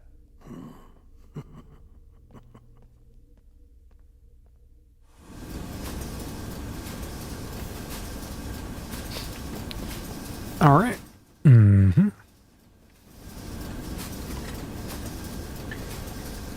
So far, we've been watching movies for about 2 hours, and reading. Do you have everything you need on your journey? You should prepare yourself well.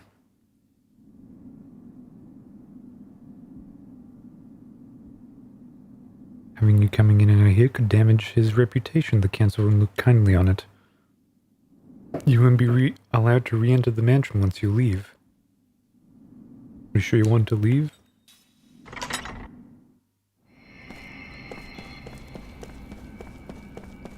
I can afford to miss out on things.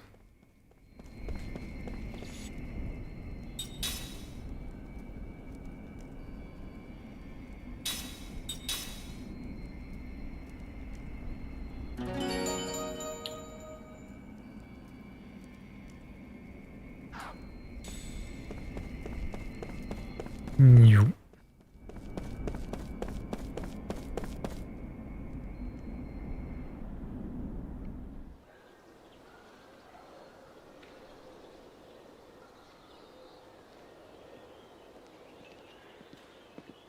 Hey! I've been looking everywhere for you. I heard about the Grand Staff investigation. Looks like we both got the short end of the stick. It's not enough that we just keep surviving, eh?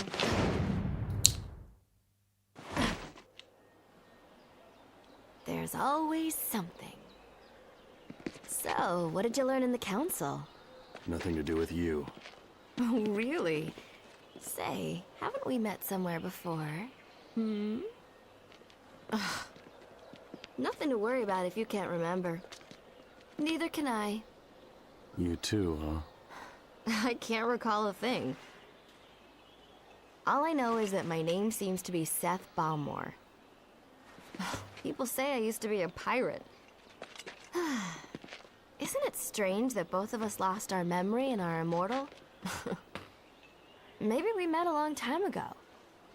I sort of get that feeling when I look at you.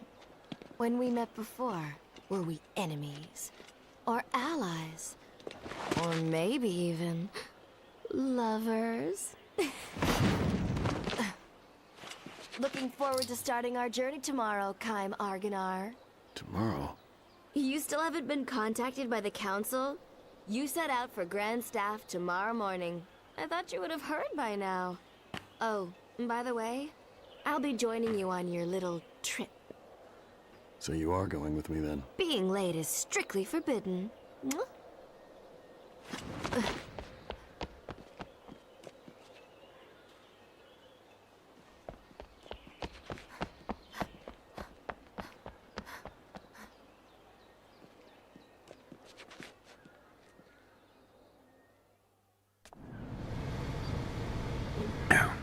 Here's the part that I'm sort of starting to not understand. So I understand that the like 1,000 years of dream stuff, that is memories coming back to him and all. But in those pieces of text, there's the implication that he is already immortal and he has already seen a bunch of this. So he remembers a time before and several years of recurring, like, visits to that town. Meaning that he hasn't lost his memory upon becoming immortal, but he's lost his memory recently. As in, like, maybe in the last couple of years. Because he's been around and he's been regularly visiting places and visiting the dying tavern keeper's daughter.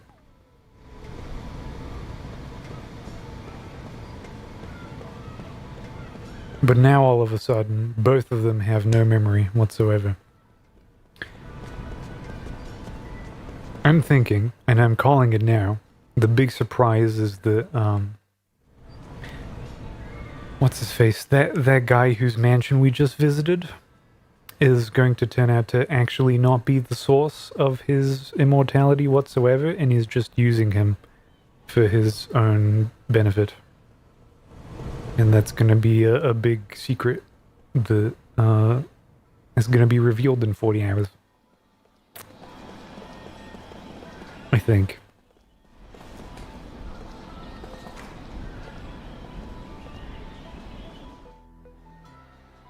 Still not here.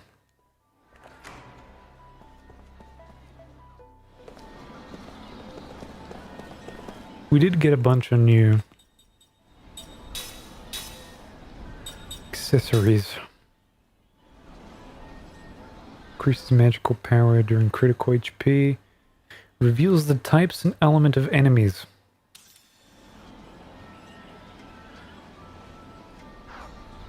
I'm all for that.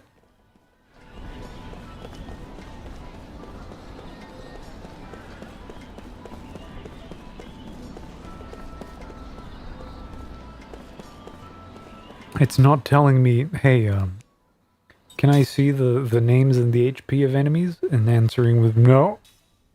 No, you can't. Just made these up.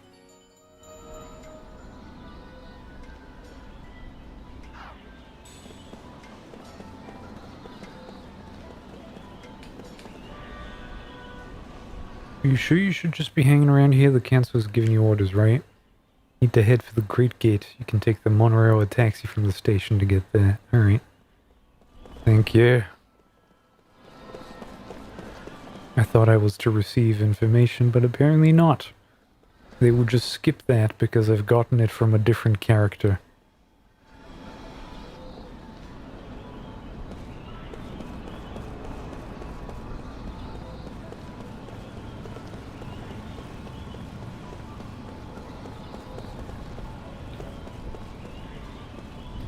What is this over here? There's a place where you catch a magic taxi where you head at a Great Gate.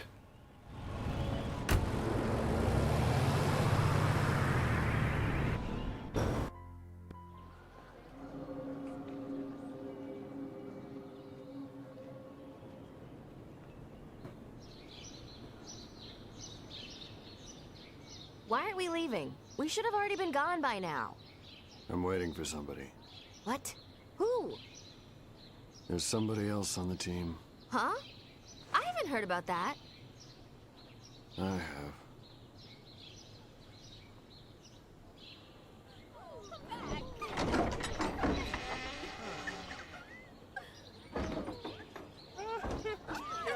Yeah, thanks for holding me up. Hey, good morning, everybody. Thanks. You guys are seeing. What the? This is the other guy? Yeah. Whoa, baby. What a... I can't believe my luck. Reeks of booze. Why are you late? Can't you tell? A man's got to do certain things before leaving on a mission like this, and I know what I had to do. Jerk. Thank you, my lovely. Do or die Johnson is now off to meet certain death. Miss you. Oh, Jensen, come back to us. We still have that bottle Oh, that is for you. so sweet. I know. Oh, don't say that. That's so nice. Oh, you girls, I'm already missing you. Okay, can I have just 15 more minutes? I need 15 for her, and her. That's 45 minutes. That's all I'm asking. Like we would wait for you, you worthless drunk. That hurt. You not very poor nice. things. I think I You was know very what? good. You're free to go. Hey, Thanks for bringing him to us. Well, thank you. You're such a doll. You come and play with us next time, honey. More than Hey, that. don't touch me. Get out of here. Shoot. Oh, that's not very nice. Okay, bye-bye, girls. Don't cry. I'll be back. Don't worry. Okay. Bye again. Great. Just what we need. More useless baggage. Hey, that's not nice. I ain't gonna come in real handy. You know, you can count on it. Oh, hey. Who's counting on what? Ow. Hey. Man, you are so angry. What is your problem? Hey, you ready? View the skill link tutorial, yes please. Mortals like Jansen learn new skills by raising their level, but immortals don't acquire new skills by leveling up. Okay. Immortals can learn skills from mortals using skill link. Configure skill link from the skill menu. By selecting a mortal, all of the skills learned will be displayed. Select the skill you want to learn and a link will be established. To learn a skill, you must fill the SP gauge, and SP can be gained in battle. An immortal using a skill link with the mortal can only earn SP towards the linked skill if they're both in the formation. After using the skill link, don't forget to set the battle formation. Skills can also be learned from accessories. Some accessories grant the user the effect of the skill simply by equipping them. The skills learned from mortals will not be effective until you assign them in skill slots. Immortals can use the skills assigned to the skill slots. Don't forget to assign the skills you want to use there. Okay. We have 3 people. And he's in the back because he's immortal.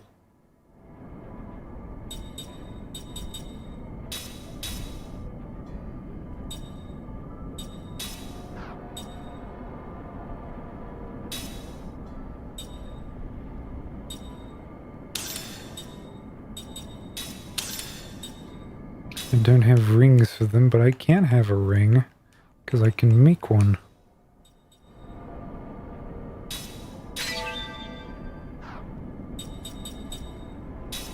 And I can equip her. There we go. Let's do skills. Let's go one from his enhancement. Skill link. From Jansen. Can learn stealing, white magic, and black magic.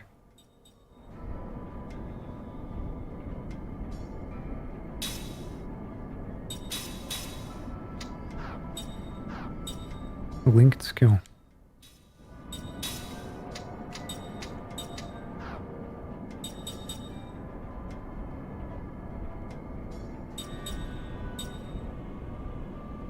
Okay, I didn't have to set it.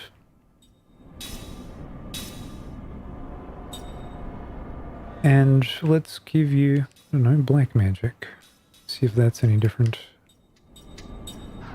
No. And you can do all 3. That's your enhancement. So, okay.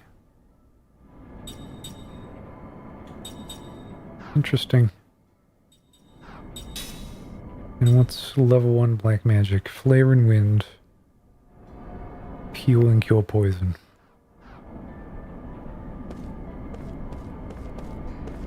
Can I kick these? I can.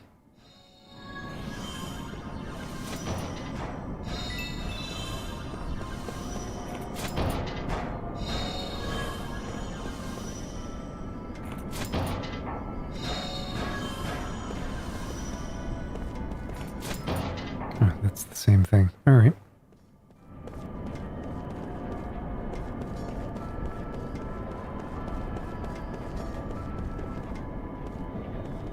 For vehicles only, people on foot have to take the monorail through the station above. So you're the rumored immortal Kai Marganar. You're under orders to investigate the Grand Staff Pass, the Ypsilon Mountain, am I right?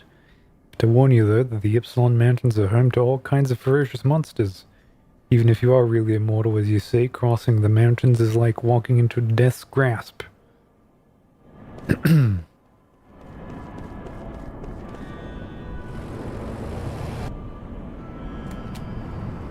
I'm ready to parry this cutscene by changing scene immediately. Well, this is quite rare, running into travelers in a place like this. If you're going on a journey, then you've sure lucked out running into me. I've got some new wares in stock, so take a look at what I have to offer.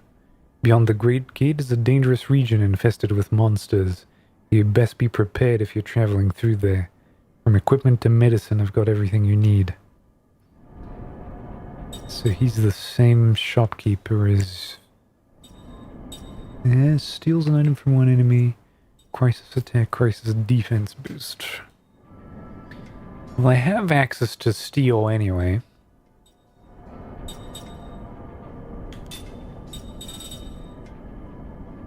Light, earth, wind, water, fire. Okay, so these are...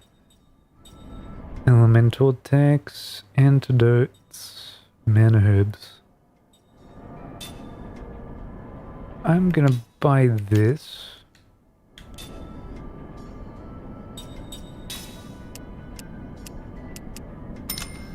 Buy 9 antidotes.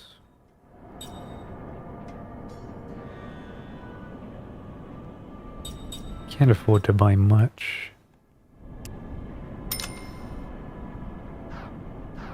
See, that's good enough. We're in a small and humble shop in the city of Ura. Need medicine, pay me a visit.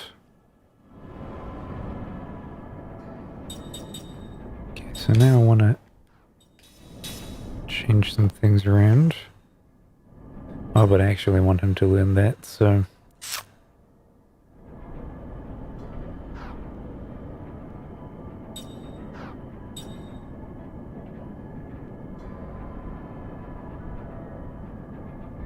yeah, maybe we're good.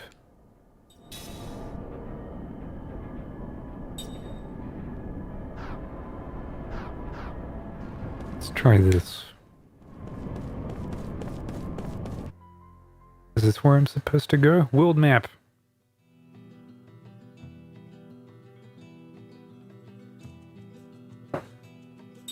Epsilon Mountains.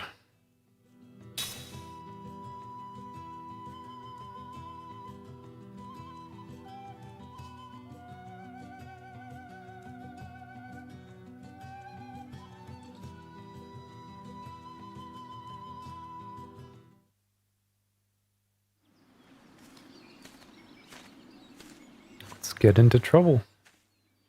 Quick, easy, bug. I just gotta follow him. This is like a death march. Hey, we gotta get through that?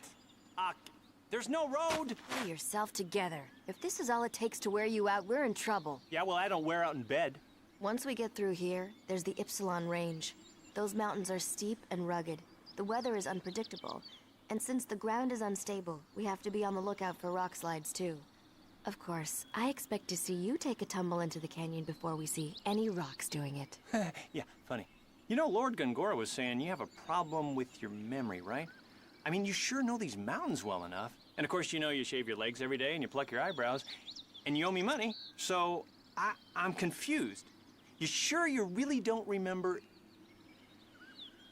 My body remembers. What?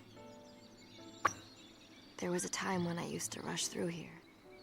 I was a pirate, and supposedly I also went through these mountains. But I just don't know what the truth is. I don't have any answers. Huh. Well, what about you? Did anyone tell you what you once were?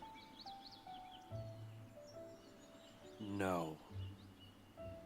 Nothing? Nothing. Well, since you're so upbeat and happy, I doubt if anyone would remember you. That's fine with me. Oh? My body also remembers. How so? Just that it was painful. If I happen to remember, and my past didn't amount to much, then I think it's probably better to have never remembered.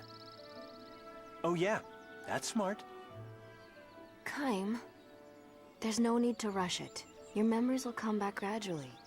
And they're not all bad. What? No breaks? You just had one. Yeah, how about some water? A little fruit? How about a foot massage? My feet don't stink. Kaim, you up for that? Hello?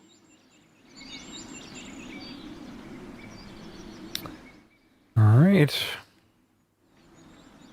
This is definitely kind of a weird mix of... We're trying to make it a little bit more mature, but it's still a Final Fantasy game at heart, so it can't be too much.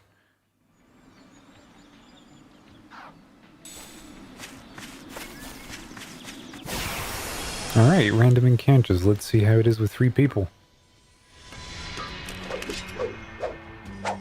Look at these swords. Look at those weapons. Hey look, the enemy's got a little formation going. In a formation, the front row provides a defensive wall for the back row, so any damage inflicted on the back row is reduced. Kelulon.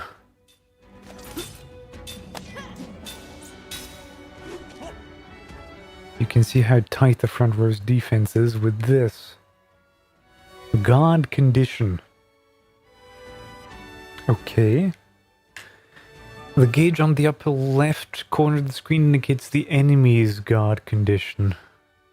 The gauge on the upper right indicates our guard condition. It's made of the total HP of the front row. By attacking the enemies in the front row, you can reduce their guard condition. Easy enough, right? Get rid of the enemies in the front row and the back row start losing their defense. Hey, that's not bad at all. See how the guard condition has gone down? The higher the guard condition, the less damage you can cause to the enemies in the back row. When the guard condition reaches 0, any damage inflicted will no longer be reduced. I'll be in the back row, so guard me well, alright?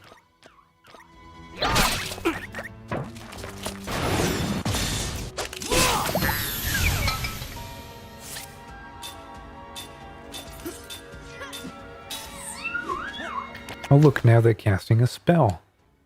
Here's a little hint for you. See the action order display on the bottom? Yeah? Sorry, you're interrupting me with real-time attack prompts.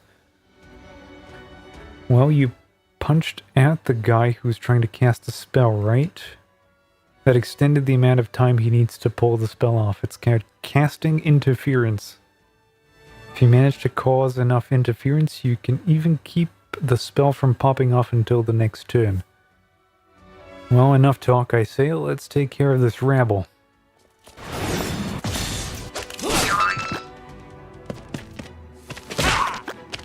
And he doesn't get to have a ring, because he actually didn't have one equipped.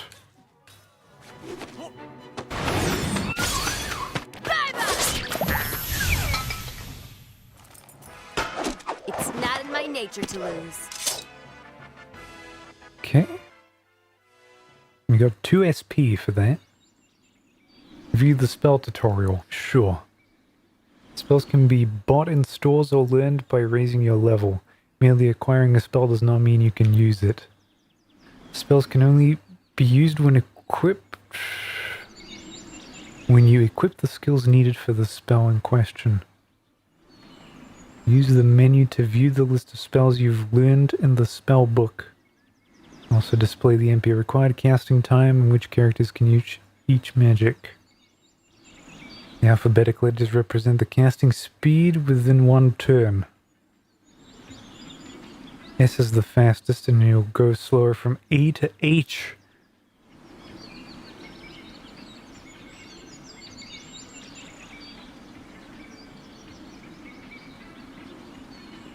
The number represents how many turns are required before the spell takes effect. So it's... Okay, that's a RPGism right there. A to H is casting speed, which represents its speed within one turn. But then there's a number that says how many turns it requires to take effect. Speed within one turn. So maybe you can cast multiple high casting speed spells in a turn, but they have a delayed effect because of the number? Maybe that, I don't know. Oh, I have to try it. It doesn't make sense to me immediately. And so... Still no skills. I've got 1 dot on each of these.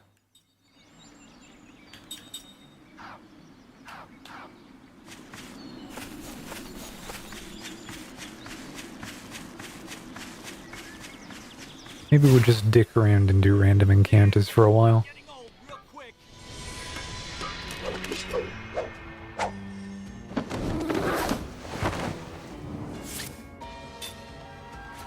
Dagger bird, and then a diacorn in the back row.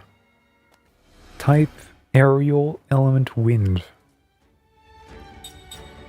Type beast.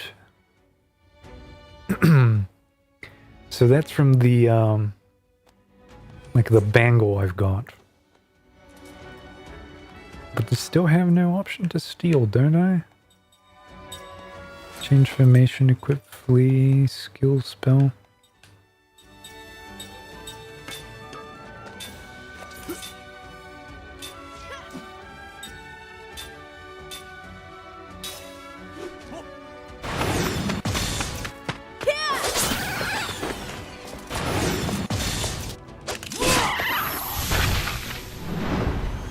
Rapid descent. Failed to steal. Uses ground against me. Okay.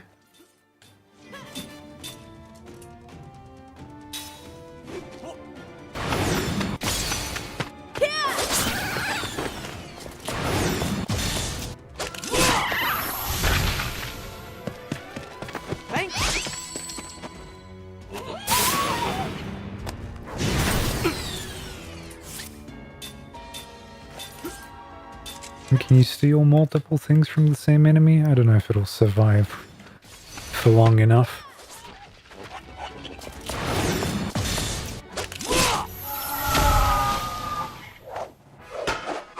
That was close. And that was 3 SP. And they've all leveled up. And it doesn't refill their health. Keimlin Steel, Keimlin Factual Analysis, Sethlin Black Magic, Jensen Lin level 2 Black Magic. Okay. So is there any reason now for me to use this whatsoever? No. I can remove that. She still needs that. You're learning. You're still learning.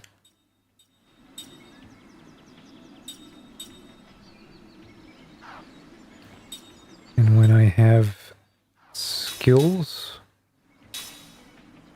linked skill steel, I would now like to learn,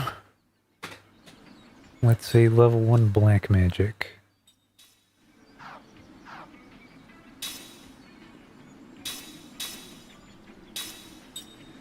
Steel and factual analysis.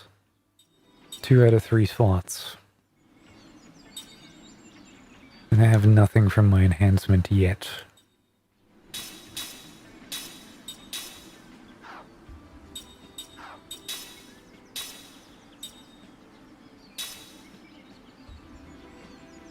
Right. And he doesn't learn skills this way, so it doesn't matter for him.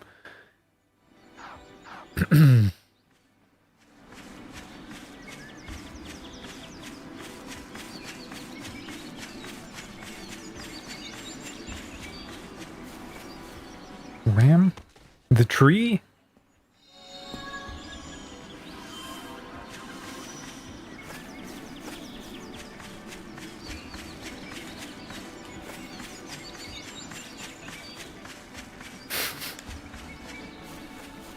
Am I just supposed to accept that I'm meant to ram trees and random objects forever?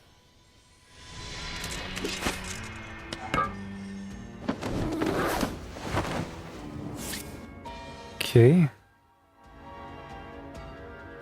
Front. Okay.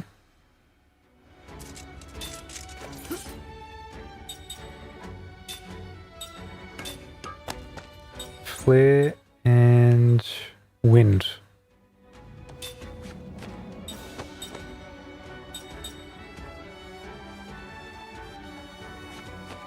Let's try that for a moment.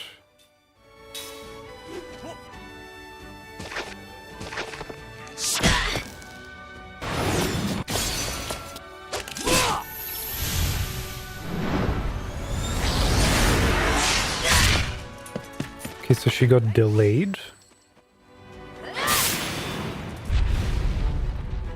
$94 damage. So fire isn't the thing you use against Earth.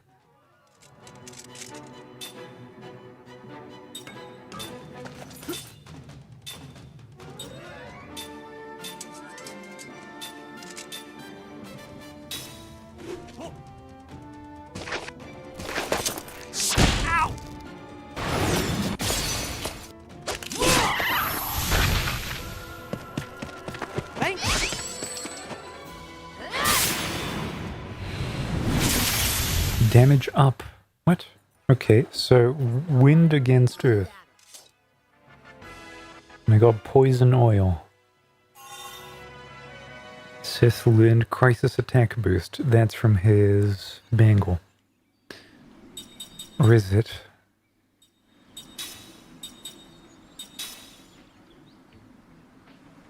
Oh yeah, Seth is actually... Fuck. And... now I equip... Oh, this is so much menuing, oh my god. I'm gonna be here forever. Factual analysis, Hawk. Learn the thievery first.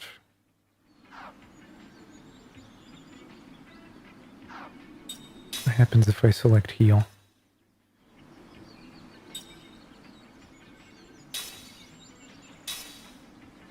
Why is it so involved, this?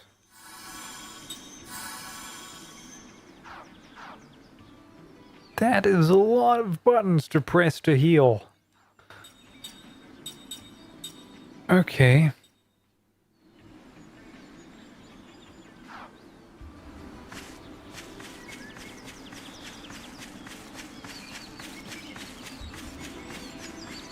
Right, there's something I can do about that later on.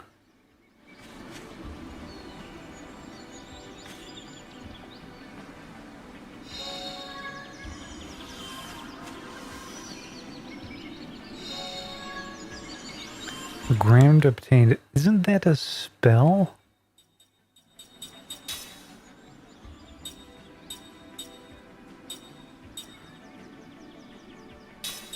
Black Pool of Darkness. Presented from Gunkorda Jansen. So it just... yeah, that's just a spell he just learned. Inflict a moderate amount of a random elemental damage on all enemies. And sleep. 1B, 2C. 2 turns, slow casting. Slow puts one enemy to sleep.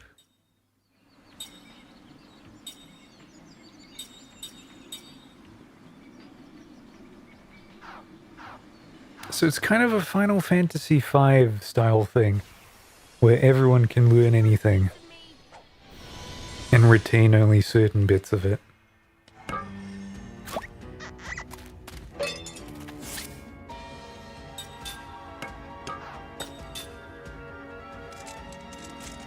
Water.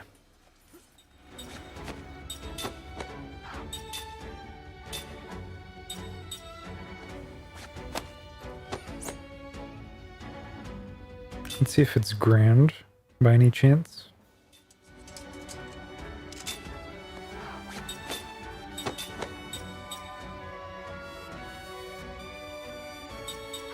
He has the same. So they're learned across the board. Everyone has access to the same spells. But it depends whether or not you have the prerequisite skill to use them.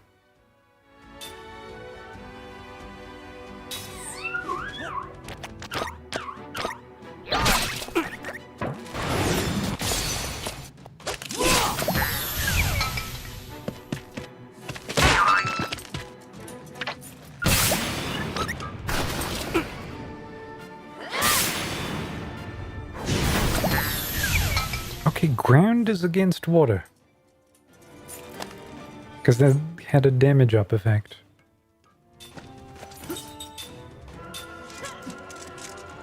So wind against ground, ground against water, water against fire, I imagine. And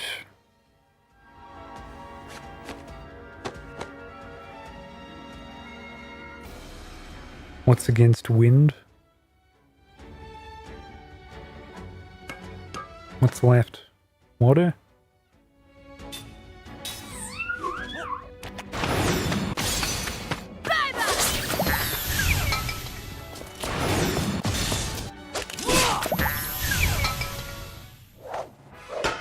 What a waste of time. Got a whetstone too. leveled up. Okay, everyone learned level 1 magic. So that means they get to swap skills around.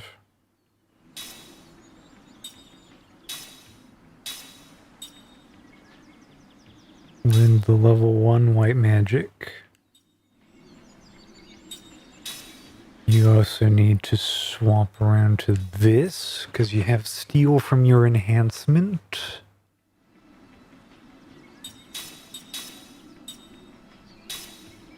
Here I can give you that.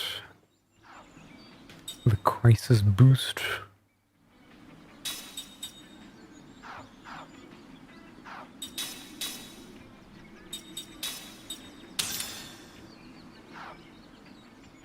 Uh-huh. This is all very min-maxy of me currently, but I'm trying to wrap my hand around it. You learn nothing, you're learning stuff. You can have black magic now. You can have white magic now. Right.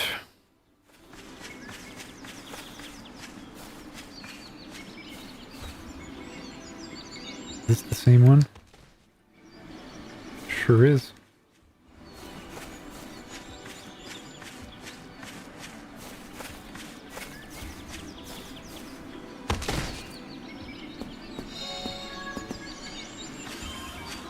Obtained a seed.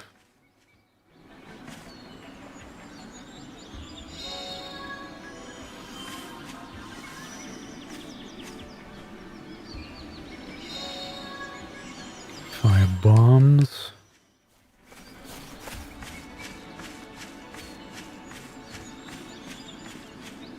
It's like a thing to the left. You can see secret paths and all that. Knight's card.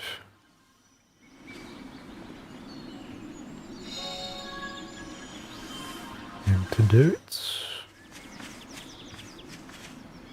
God, I'm just gonna walk around this forest hitting my head against trees. This is the person they sent around?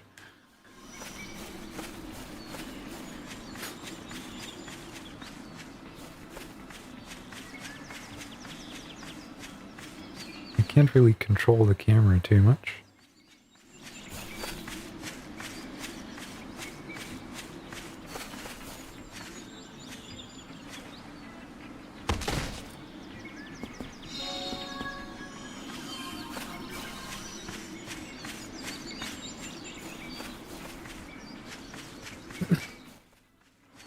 Okay, that's weird. Is there like a fog of war thing going on? I guess there might be because the map behind me is disappearing.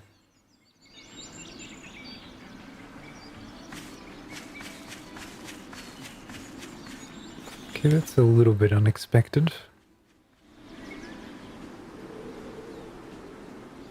Near Mountain Hut.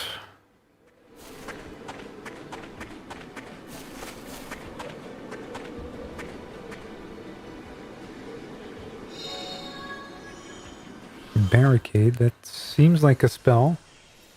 Are you some kind of beast?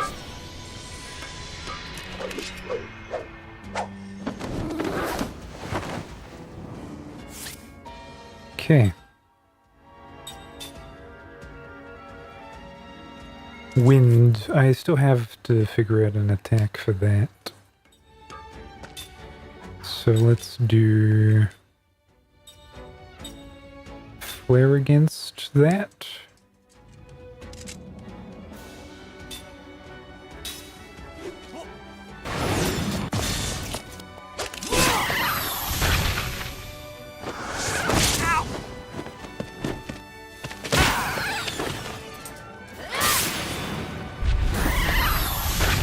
Fire against wind. A little bit counterintuitive.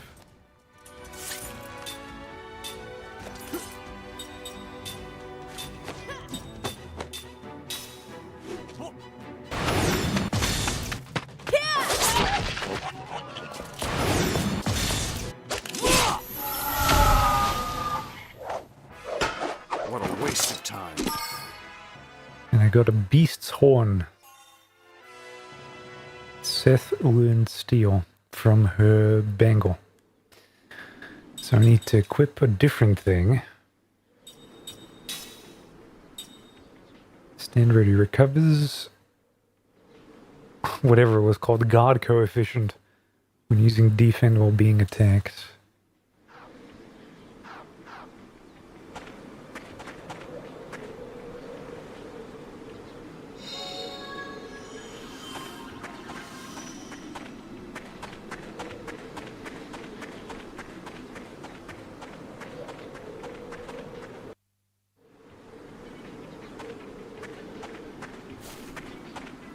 Yeah, you ram that tree.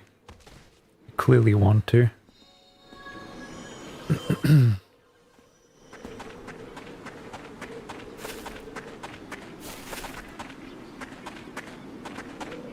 It's over here then. Out of my way! An encounter.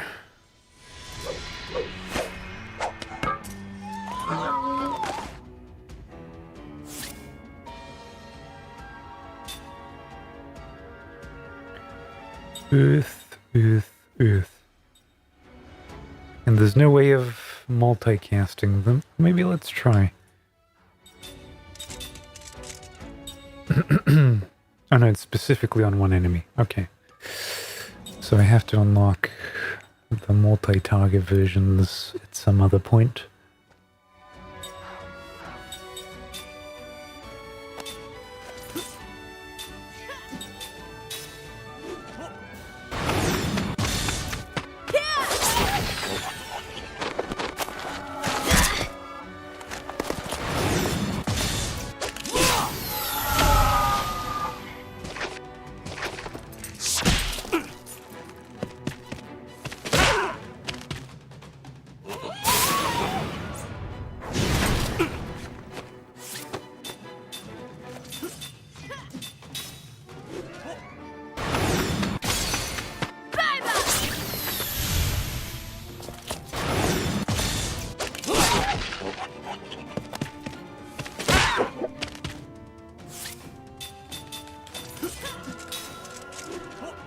It's gonna have its turn first.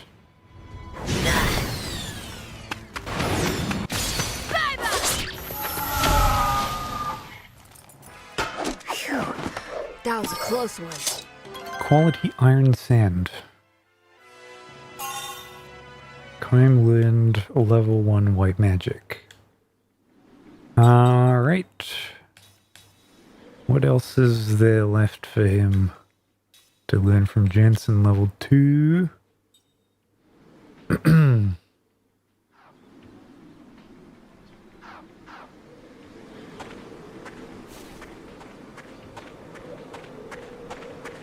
Maybe that opens up later.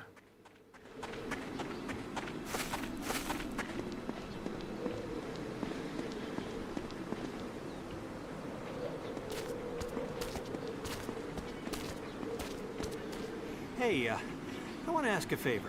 I'm just going to ask this once, okay? Will you listen? All right already. What do you want?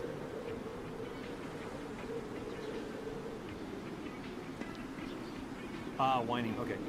Is that all you can say? Can't we just rest in that hut over there? All you do is complain, complain, complain. I'm not like you two. I'm a normal human being. What should we do?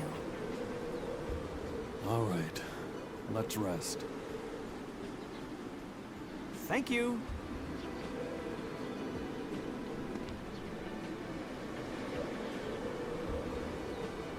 Okay.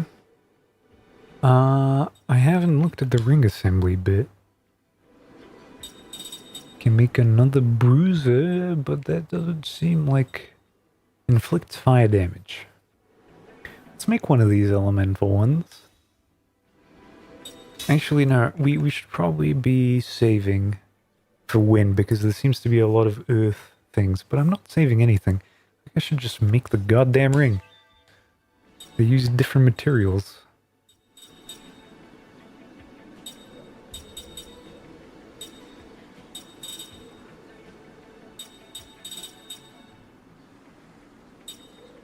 Like nothing else. Oh no, maybe you use whetstones. Alright. Beast Horn. Significant damage to enemy beasts. Okay, so there's even per enemy type enhancing. Right. I can feel how this will go pretty fucking off the walls. Eventually.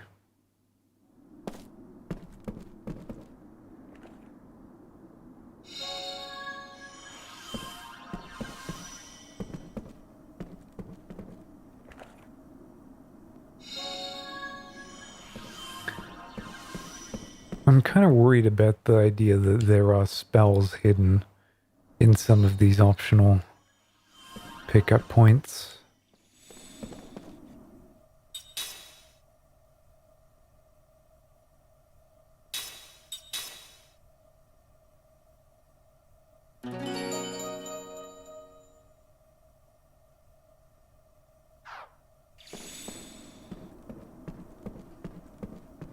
Which means that I could probably just miss a level 1 spell somewhere and be completely out of it. Is here, let's stay, rest here, sure.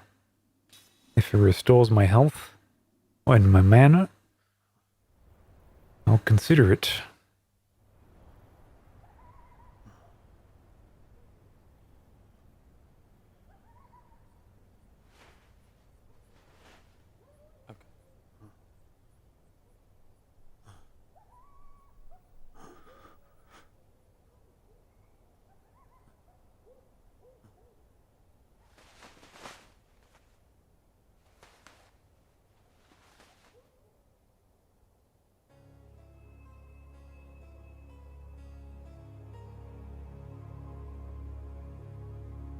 Listen, if either Kime or Seth seem like they're starting to regain even a fragment of their memories, use this.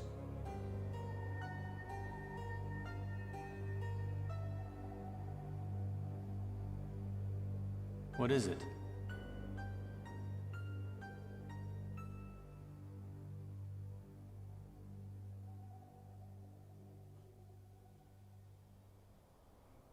Oh, hi. I couldn't sleep. I'm usually exercising, you know, sparring with people, and I work out a lot before I... Was that all?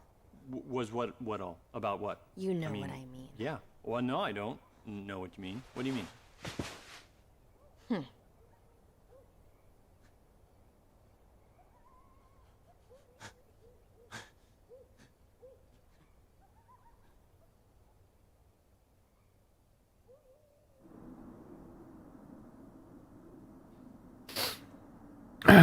Absolutely.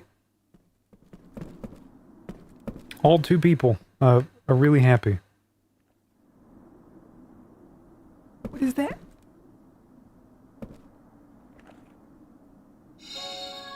Oh yeah, just a spell hidden under the bed. Fuck you.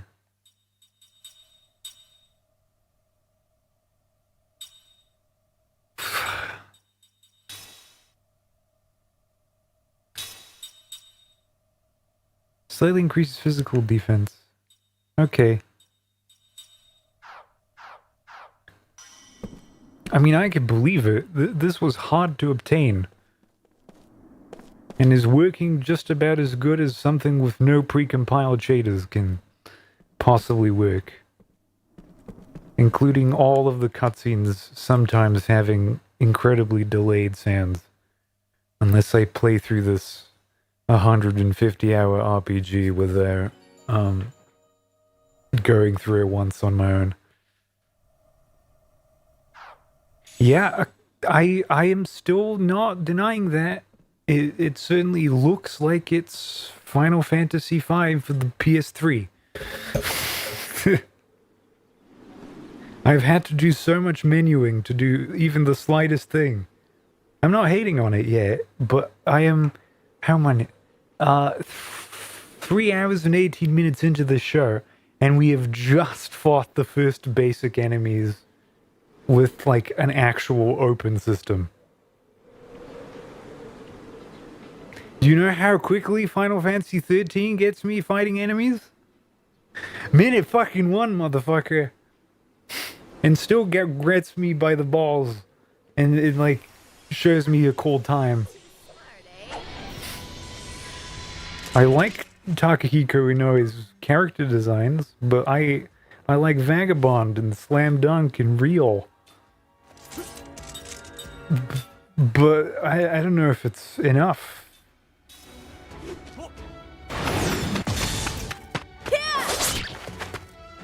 I'm never gonna get that perfect timing down. They hate him. They hate this mage. Oh, frown.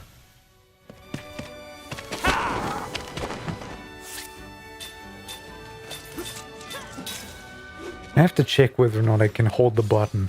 If I can hold the button and it auto-selects the attacks. I'm not talking about this real-time thing, but I mean just the hard labor of having to deal with selecting attack all the time. Alright, they learned some skills. What is it? Kaim and Seth need some adjustments. God damn it. Alright. No, maybe not through here. Maybe through here?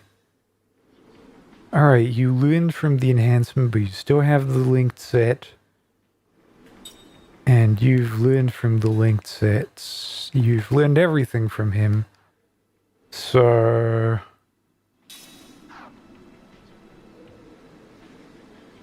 keep it. Keep level 2 black magic, because it still gives her access to it. And you need a new bangle. Oh, god damn it. Fuck. Shit. You have everything already learned.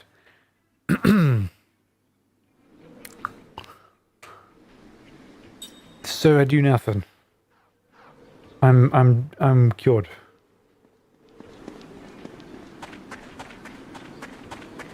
Time to bump into trees again. It's not here. Okay, I'll just hold the A button now. See if this works. Oh yes, okay, it's a good RPG.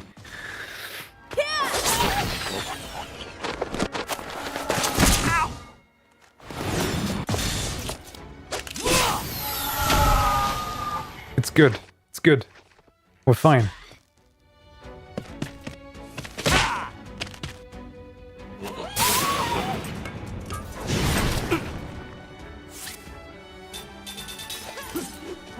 It's so nice.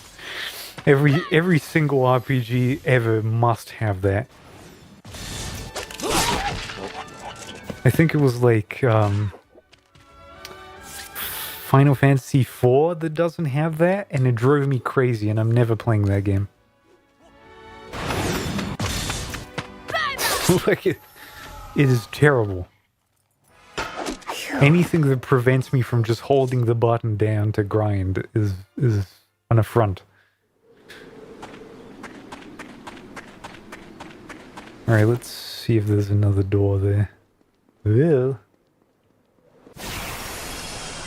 I'm still waiting for this to crash. I was promised that it would be so highly unstable that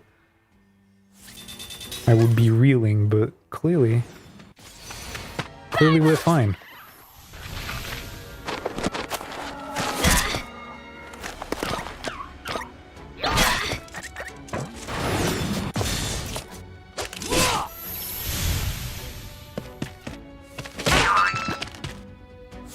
And I could put the ring on him too.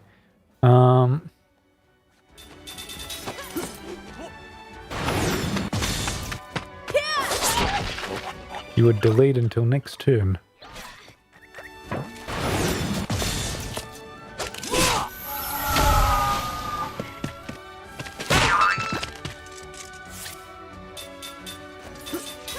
Why did I do that? Why did I do it manually? You saw how slow that was, right? That's no bueno. No good. It's not in my nature to lose. And yeah, he was one level behind them. Learn factual analysis. So he just has it now? Wait a second. If he just gets to have more skills now, doesn't he? As a mortal. He does. So now I don't have to have factual analysis over here. And you can have this, I guess? Or I don't know. Let's go with that. Skill link, all 5, yep.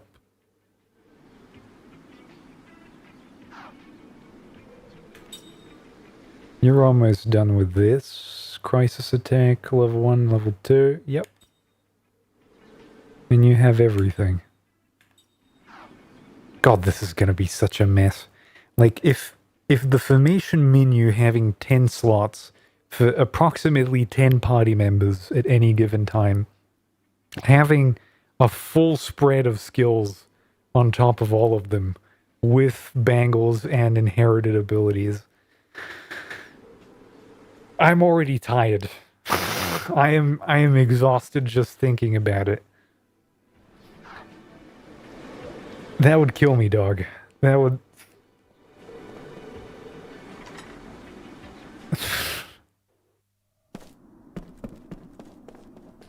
Alright. Open. Okay. Yeah, you can kick it. You can kick it and herbs come out. The air feels humid. Well, it's not gonna rain. I know the weather. I have a sense about these things. And the sun's gonna break through any second, and you'll be peeling off the clothes. Trust me. Oh, great. It's raining. What'd I say? It's gonna rain. I knew it. Man.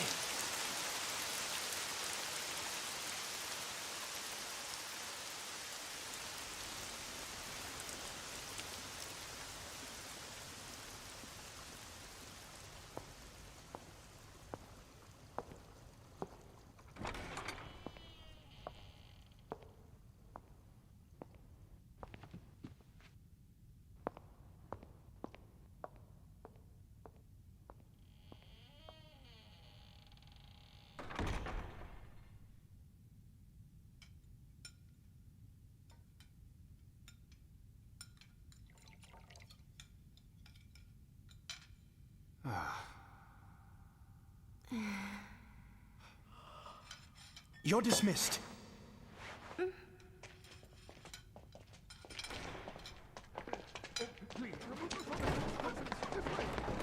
Oh, Lord Gongora, please wait. Pardon the intrusion. Oh! Gongora, what are you doing? A moment, please.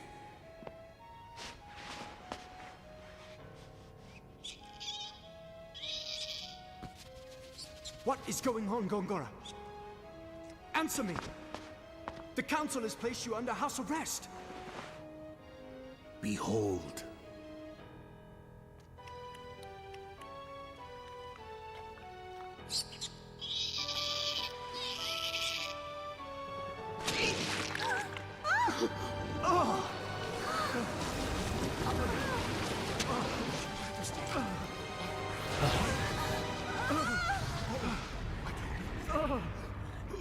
Gongora, what is the meaning of this? There are those who do not wish the monarchy restored to power. But I do not wish it to be restored to power. With all due respect, while some fools completely support our current republic, there are also those who long to restore a powerful monarchy. Regardless of what your highness may desire, our country struggles with two political forces, the past and the present. You must be aware of this. Fortunately, I was able to sense your danger through magic energy. Even though I am under house arrest, I could not allow you to be harmed. There are many ways I can secretly move from my manor to yours, Your Highness. But if Roxian knew you had been out of your home, you would be subject to even tighter restrictions. I can look after myself. I, however, cannot. Had you not come, I would have ended up like that mouse.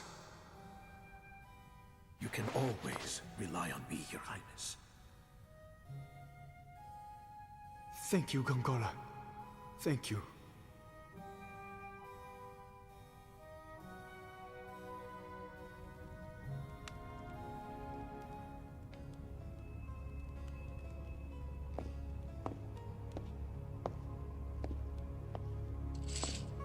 Well done. We'll have to push him harder. I'll be in touch when the time comes.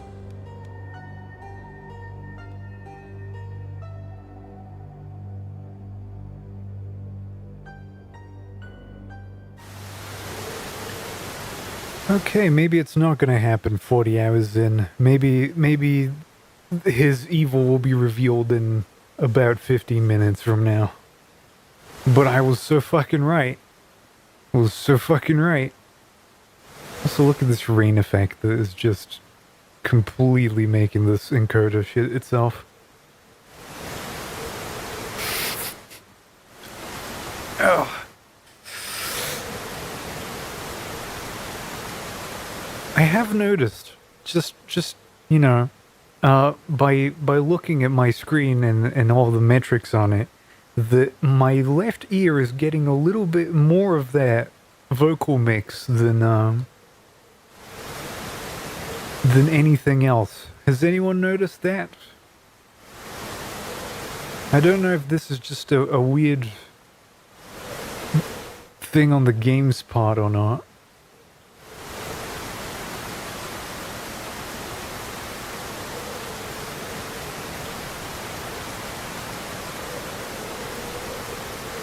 Let's see.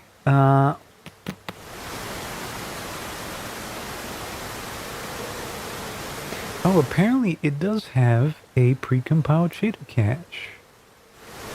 Okay, we'll come back to this. Uh-huh.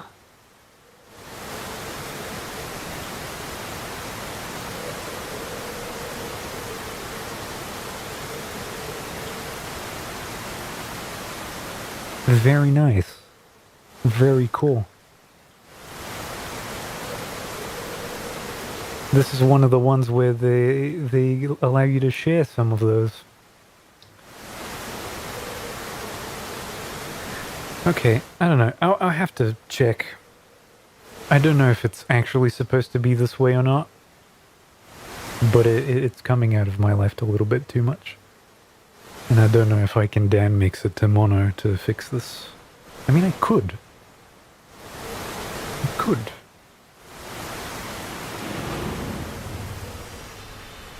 I'm gonna have to read again.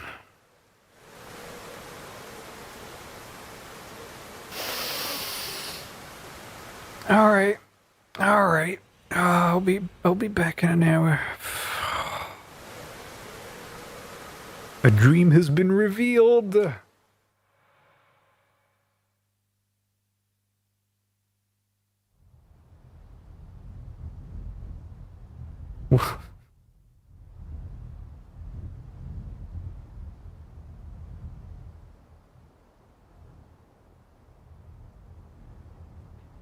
Fucking Near Gestalts did it too. But it did it kind of more interesting. This is just in your face, man. And I wouldn't be complaining if the prose was any good. I'm saying it. These words, they don't read nice. No one read this after they translated it. It's like the one thing you're supposed to do. Oh, anyway. Strong winds have always blown across this vast grassy plain. Perhaps the area's topology has something to do with it, but the direction of the wind remains constant, irrespective of the time or season. From east to west, from the horizon where the sun rises to the horizon where the sun sets. Swept by the unceasing winds, the misshapen trunks and branches of shrubs all incline to the west. Tall grasses do not grow here, and the grasses that do grow here all lie flat on the ground, bending westward. Caravans and herdling folk traverse the single road that crosses the plain. They do not come and go, they only go. Moving from east to west, using the wind at their backs to gain distance. Travelers heading west to east always use the circuitous route that snakes around the southern mountains. It is much farther that way, but much faster than crossing the plain head-on into the wind. The road across the plain is called the wind stream. Just as the flow of a great river never changes direction, the footsteps of those who use the road have not changed direction since the distant past, nor are they likely to change far into the distant future, from east to west. Human shapes that appear from the horizon where the sun rises disappear over the horizon where the sun sets. They never pass oncoming travelers, with only the rarest exceptions. The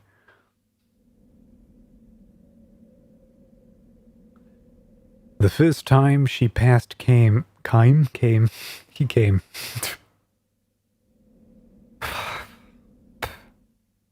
It's torture, really. It really is. The first time she passed Kime on the windstream, the girl was just an infant. So was my grandmother alive then? In response to the girl's untroubled question, Kime smiles and answers. She was. And I remember what a nice old lady she was, too. Looking back down the road, the girl points towards the line that hills fading off into the distance. The grandmother crosses 7 hills on her journey. Is 7 a lot? No, it's more than 6. It's like...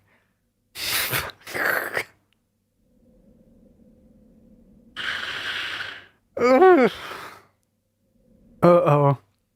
Grandma lived a long time. Most people end their journeys after 5 hills. The people they leave behind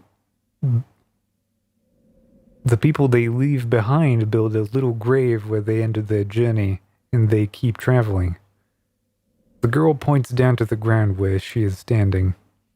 This is as far as I've come, she says with a proud, happy smile. The religion of the girl and her family profess a pious belief that if they devote their lives to walking eastward, against the flow of the wind stream, they will arrive at the easternmost source of the stream itself. People call believers in that region the upstreamers. The word carries a hint of fear and sadness, but also a trace of contempt and scorn. The upstreamers are devoid of worldly desires. They live their lives for no greater purpose than traveling eastward on foot. They are free of doubt. They give birth to children en route, and they continue their journeys while raising their children. When they age and their strengths give out, their journey ends, but their family's journey continues. From child to grandchild to great-grandchild, their belief is carried on. The journey of this girl's family was begun by their late grandmother, who began walking from the east stream westward verge of... She began walking from the wind stream's western verge with her son, who was then the age the girl is now. The upstreamers do not walk for the entire year, of course. During the season when the winds are especially strong, from late autumn to early spring, they take up residence in various post towns scattered along the road and earn day wages by performing tasks for the townfolk themselves refuse to do. Some upstreamers choose to stay in the towns while others, conversely, take townspeople with them when they return to the road in the spring. These people with whom they have fallen in love during the long winter, or boys who dream of travel, or grown-ups who have tired of town life.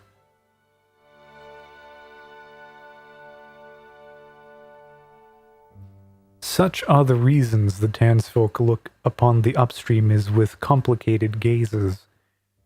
The little girl's mother was one of those who joined the journey midway, and the girl herself some years from now might fall in love with someone in a post town somewhere. She might choose to live in the town, or she could just well invite her lover to join her on the road. She has no idea at this point what lies in store for her. The girl's father calls out to her, "Time to go." Their brief rest is over. She seems sorry to leave stands up reluctantly. "Too bad," she says. "I wish I could have talked with you more. But we have to get to the next town by the time the snow starts." Constantly exposed to high winds, her cheeks are red and cracked, her lips are chapped, but her smile is wonderful, and she wishes Kaim a safe journey.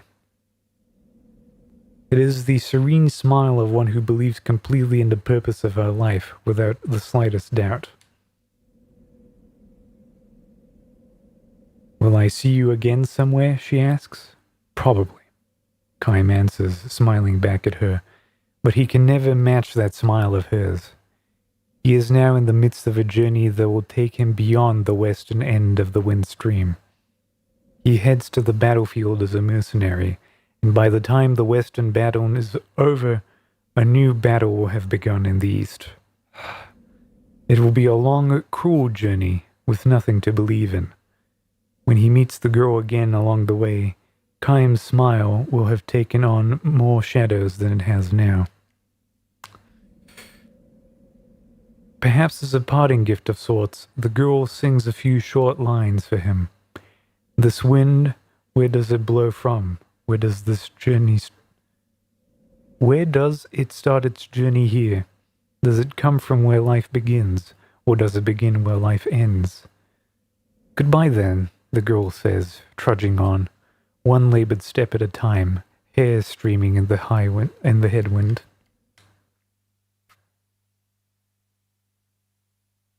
10 long years have flowed by when Kaim next meets the girl. It is spring. When the grassland is dotted with lovely white flowers, she has become the wife of a young man who does tailoring and shoe repair in one of the post towns. "This is my 3rd spring here," she says, patting her swollen belly fondly. "In a few days she will give birth to a child. She will become a mother." "And your parents?" Kaim asks. She shrugs and glances eastward. They're continuing their journey. I'm the only one who stayed on here. This is my 4th poetry screen, and there are many more. Oh. Kaim does not ask why she has done this. Continuing the journey is one way to live, and staying in town is another. Neither can be judged to be more correct than the other. The only answer for the girl can be seen in her smiling face. "But never mind me," she says, looking at him suspiciously. "You haven't changed one bit from the time we met so long ago." For the 1000th-year-old Kaim, 10 years is nothing but a change in season. Some lives are like that, he says, straining to smile. Some people in this world can never grow old, no matter how long they live. He looks at the girl, now grown into a woman, and wonders again, living through endless ages of time, is it a blessing or a curse? Kaim's remark hardly counts as an explanation, but the girl nods with a look of apparent understanding. "If this is the case," she says, "you should be the one who goes to the place where the wind begins. You are the perfect upstreamer." She could be right after all. The lifespan given to humans is far too short for anyone to travel against the flow of the wind stream as far as the starting point of the wind. Still, Chaim responds with a few slow shakes of his head. I am not qualified to make the journey. No? Anybody could be an upstreamer. Anybody, that is, who wants to see where the wind starts with his or her eyes. Having said this, however, the girl adds, with a touch of sadness, no one has actually seen it though, I guess. The place where the wind begins, the place is nowhere at all. Even if, after a long journey, one were to arrive at the eastern end of the wind stream, the wind would be blowing there too, and not just an east wind, west wind, north wind, south wind. Winds without limit, without end. Human beings who cannot live forever, daring to take a journey without end. This might be the ultimate tragedy, but it could just as well be the ultimate comedy. Chaim knows one thing, however. One cannot simply dismiss it as an exercise in futility.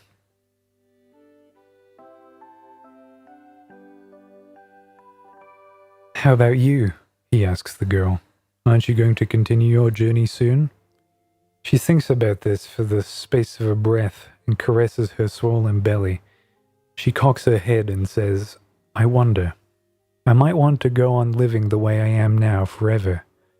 Or then again, I might feel the desire to reach the starting point of the wind. All the upstreamers without exception say that you can never know what might trigger a return to the journey. One day, without warning, you slough off the entire town life and start walking. It is not always a matter of running into an upstreamer and being lured back into the road. Plenty of people set out on their own all of a sudden. The teachings of the upstreamers say that all human beings harbor a desire for endless travel. They probably are not aware of the desire because it is stashed away so far down in the breast that it is deeper than memory. The instant something brings it to surface, a person becomes an upstreamer. Even you have the desire, the girl says to Chaim. I wonder. It's true, she says, no question. The look in her eyes is as straight on and free of doubt as if the last time they met her. Fixing him with that look, she points to her own chest. I haven't completely lost it myself, but I am sure you're happy with your present life. Of course I am. Do you really think the day will come when you will want to set out on the journey, even if it means giving up on that happiness? Instead of answering, she gives him a gentle smile. Many years flow by, but every now and then something reminds Chaim of the girl's words, that everyone harbors a desire for endless travel. For Chaim, living itself is a journey without end. In the course of his journey, he has witnessed countless deaths, and he has also witnessed countless births. Human life is all too short, too weak and fleeting. Yet the more he dwells upon its evanescence, Amy Lee would be so proud, the more he feels inexplicably the words such as eternal and perpetual apply more properly to life, finite as it is, than to anything else.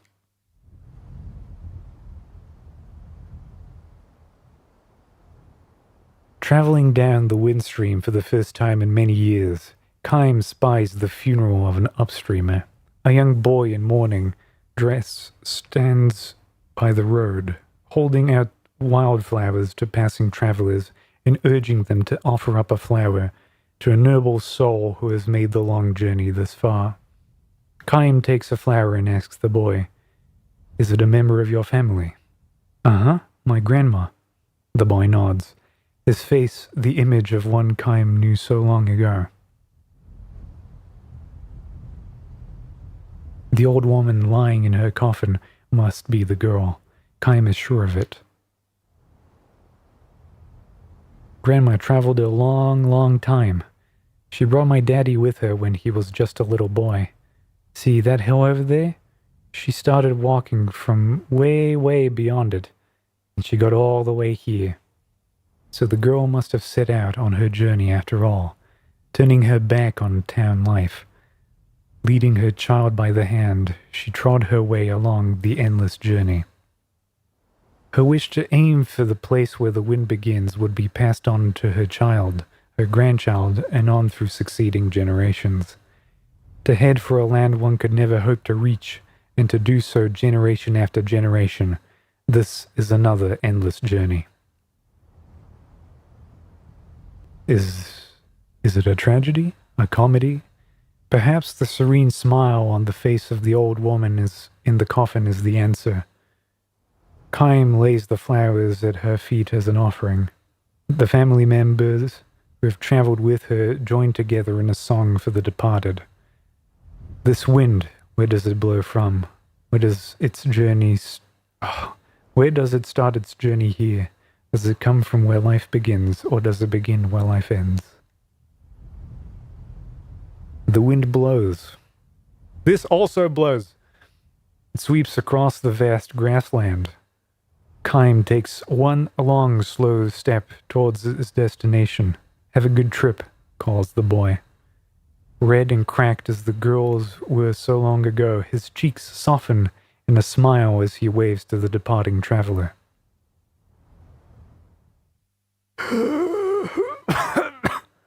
Oh, help me. Oh, so much, too much even. And it's so uninteresting, all of it. I know it's kind of world building and like maybe a little bit of an extra thing, but why? Why write it that way? Oh, if Fawn ever turns into that, you can shoot me. I allow every single one of you.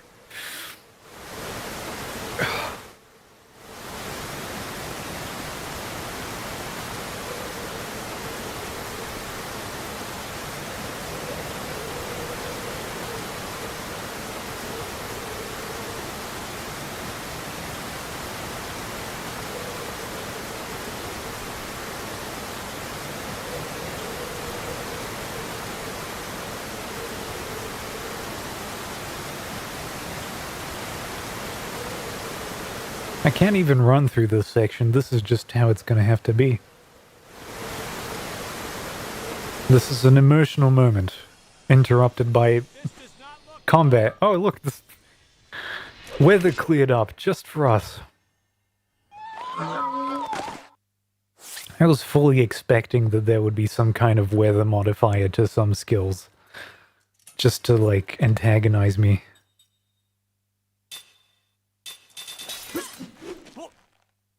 Oh, I just opened some kind of menu. What is this?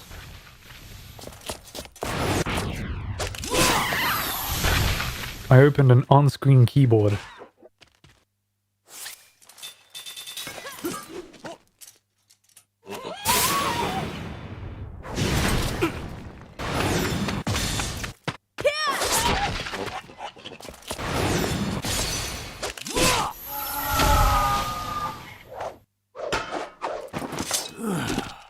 Eerily silent, too. Seth Lynn, stand ready. Oh, I have to transfer a bangle over. One moment, please. Oh, not this, but you could have this. There we go.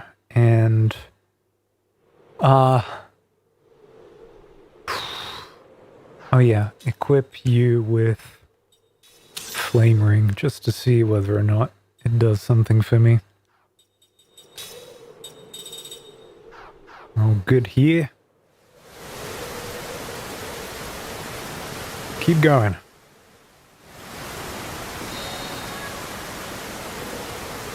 Healing medicine. Thank you. Little rock pile. Oh, now we can run. Now the weather is slightly better.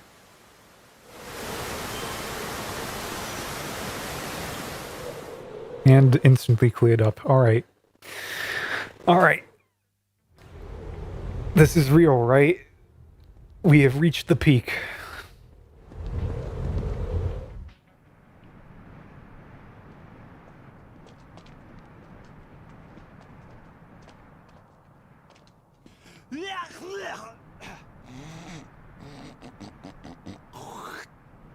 Ugh, that's nasty. Cover your mouth. Ooh, I'm freezing here. Hey, turn around. Whoa, what a view.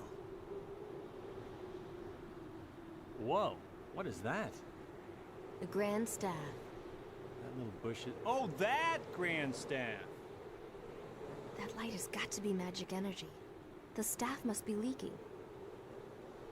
I've seen that. I've seen that somewhere. Seen it? Where?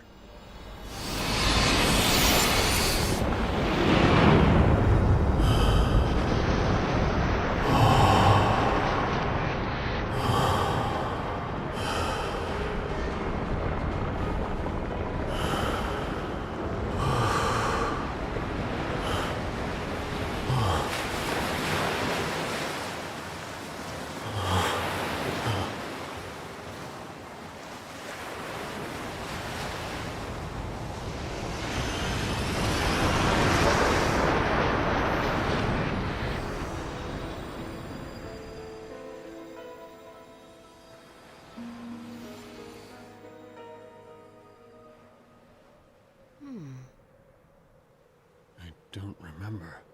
Ooh, deja vu. Or maybe your memory's coming back. No. Maybe what you've forgotten you're remembering. What? Well, excuse me for helping. You are such a pain. Okay, fine. Look at the view. I'm gonna go ahead and fix everything. You just talk amongst yourselves. You've really seen this before? What do you mean by that?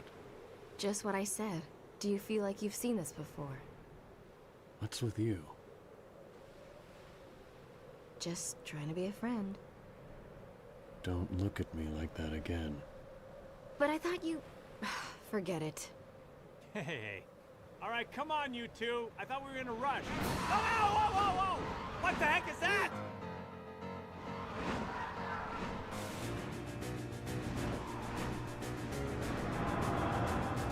I'm gonna fight a dragon. I think I'm gonna like this. Look at it. Okay, it is a wind thing. Now let's try and remember what was good against wind. It was earth. Though I feel like I am compelled to steal from it.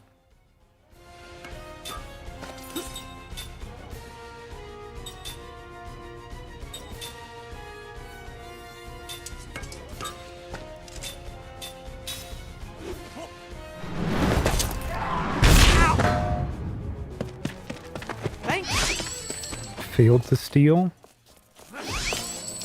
God damn it. No attack up.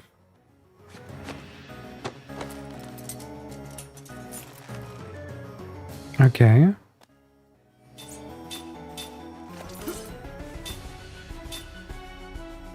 It's no wind.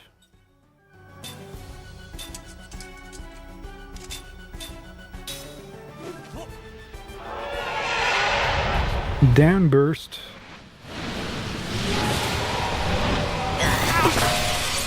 Holy shit. Slot seed, and there's nothing more. Alright, now we get to flare. Okay, so who has the most? 160. Okay. You have black magic. So you're going to be in charge of casting flare on this thing. You have white magic, so you will be... First heal him.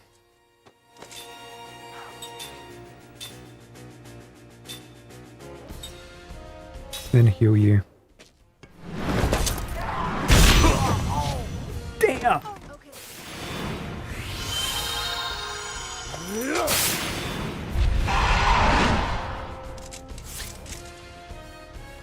Alright.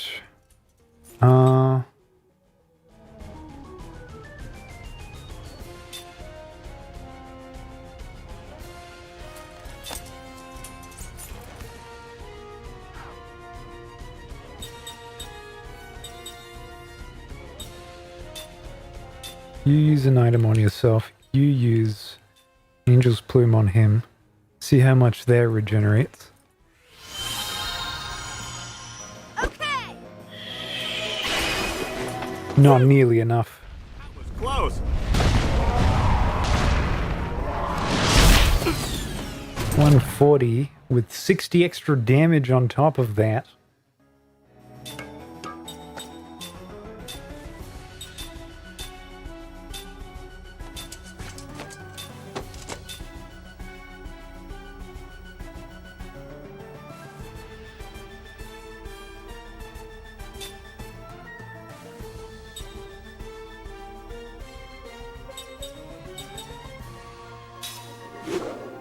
Okay, this is tough.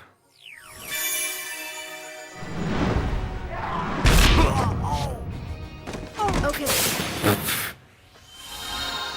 I'm healing 100 and it's dealing 200. So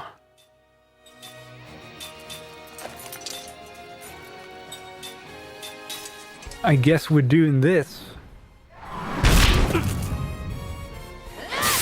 Yeah, 140. What am I supposed to do with 140?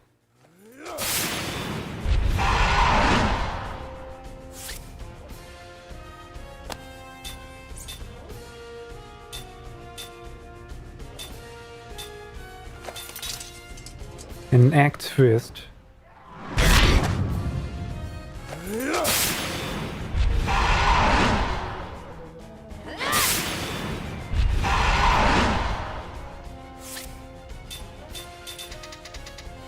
And she doesn't have mana anymore. So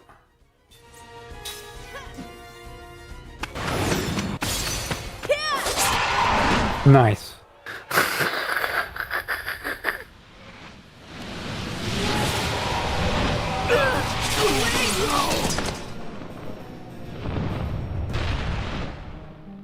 Dude. Dude.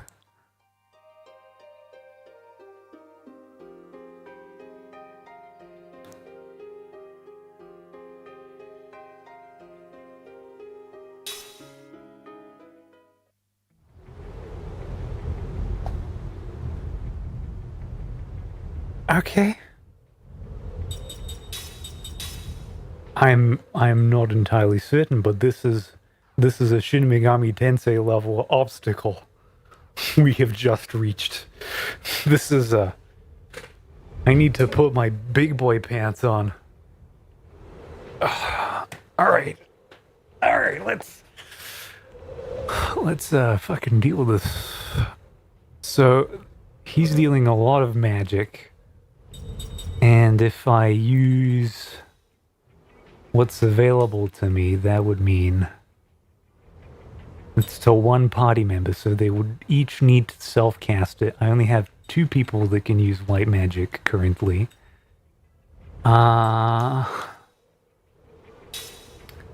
Do we need to steal? The thing we stole was a seed thing, so it's not that important. Oh, you can't remove the last thing you learned. Okay, so I should just leave Black Magic 2 away,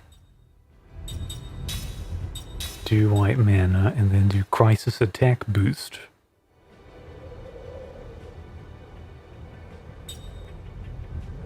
You have the same, and you have everything. Okay.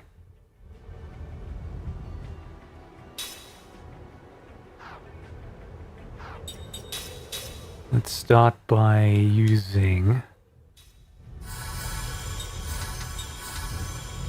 some healing medicine. And everyone has MP. Okay. So we start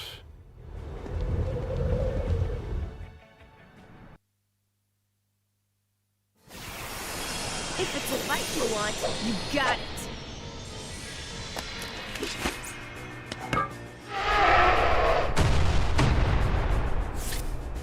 Alright, I can't tell what the turn order is here. But... barricade self... Oh, no, wait.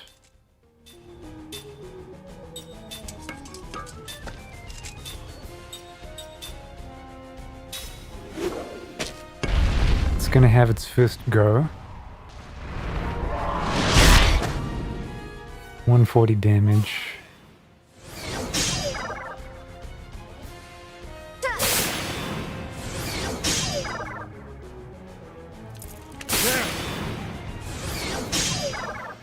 All right.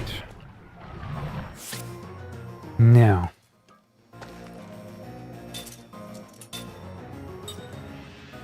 Let's hope this doesn't override it.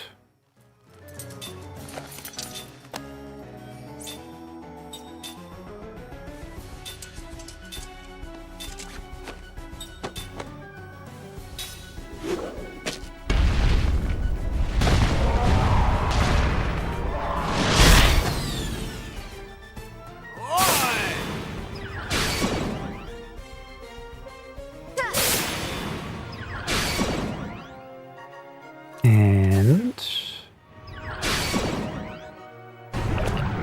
she took 50, which means she's probably not making it until next turn. And now Kaim's out of magic. I need to heal her though.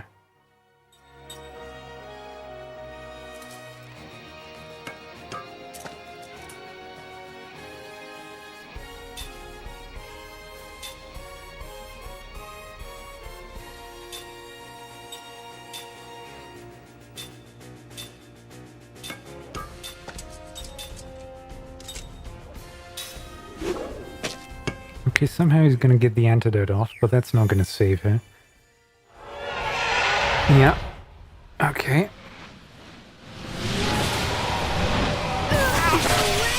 What? That's 170 with the buffs!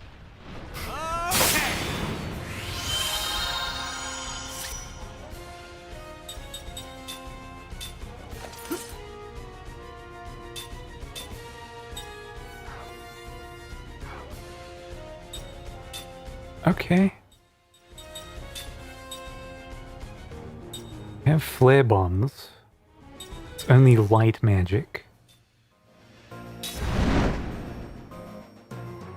Sorry about that. 110 is not enough.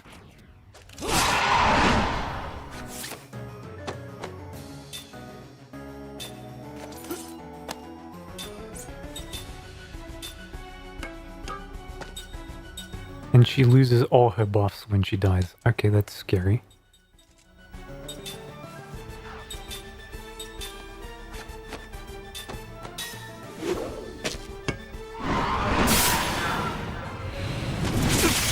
That's fine.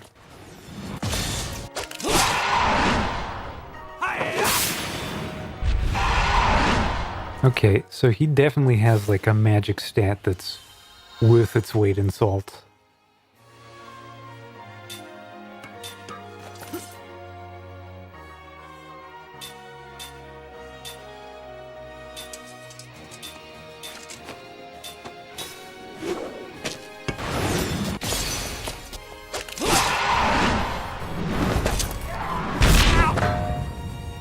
God damn it, that's through level 2 reduction in back row and buffs and shit like that. You are hitting me with fucking everything.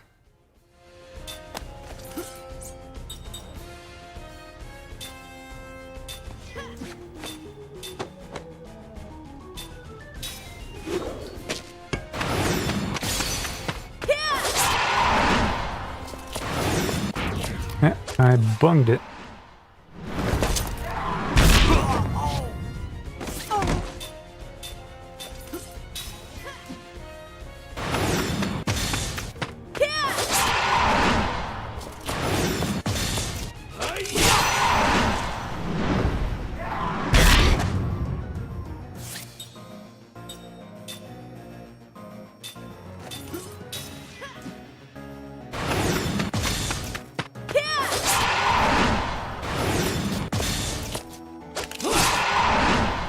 Okay. It's going pretty bad.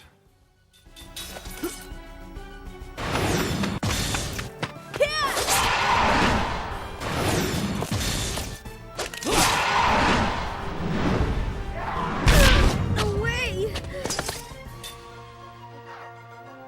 Is this a free...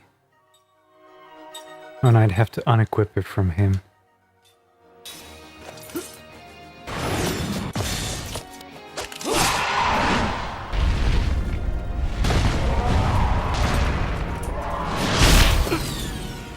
And then 60 every turn from now on.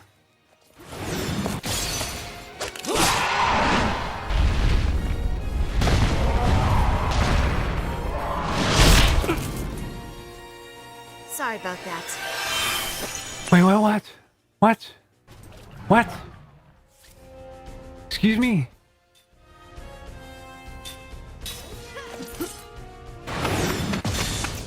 How did you do that? Oh, because you're immortal.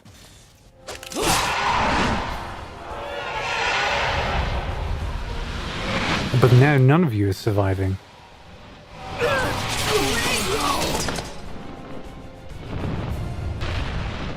What the fuck, dude?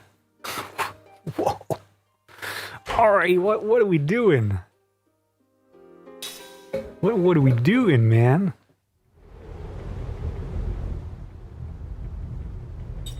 Use buffs, asshole, doesn't work.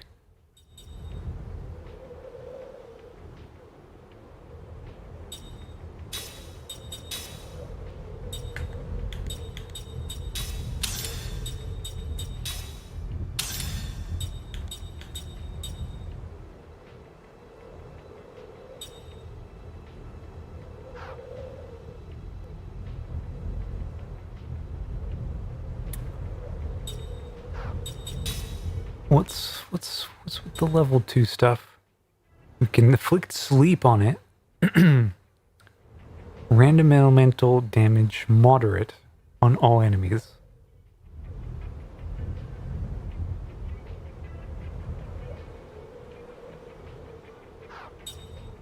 Nothing here.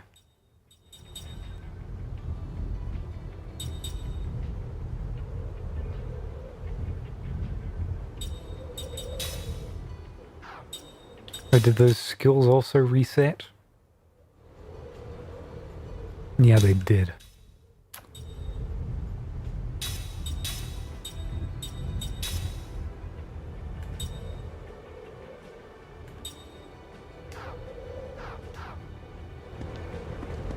Let's get out of the peak.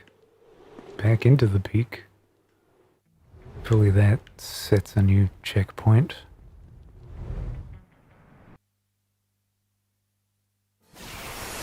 Because, man, are you fucking with me? Or am I gonna have to go grind little fire elementals?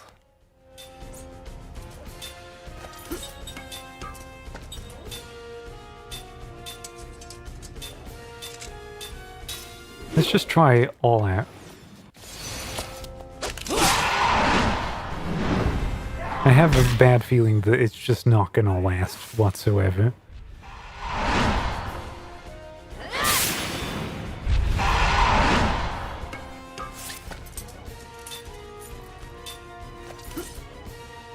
I need you to be like a white mage for us for the moment.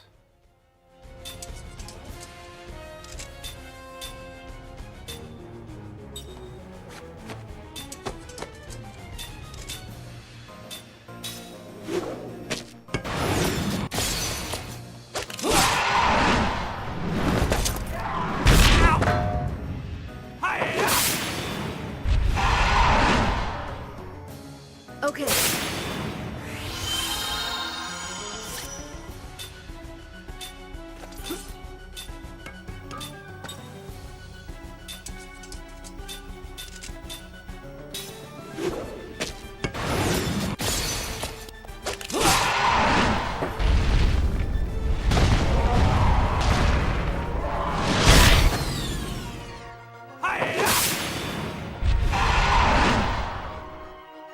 Okay.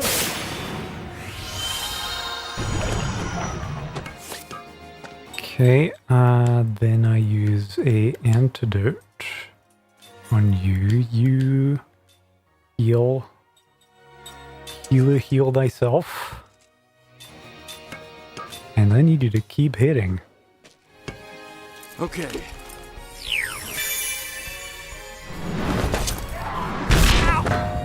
That's good.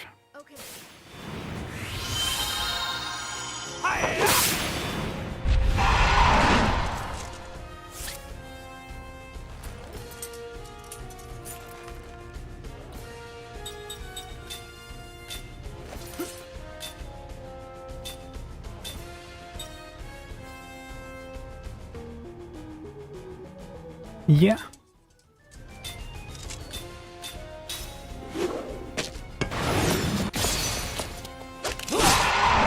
Okay. That's a lot, but he's getting healed. What? What?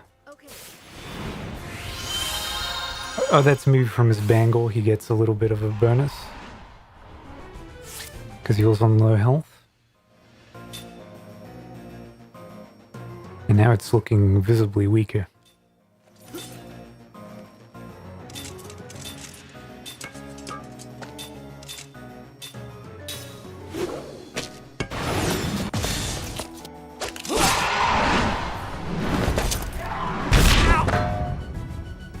Okay.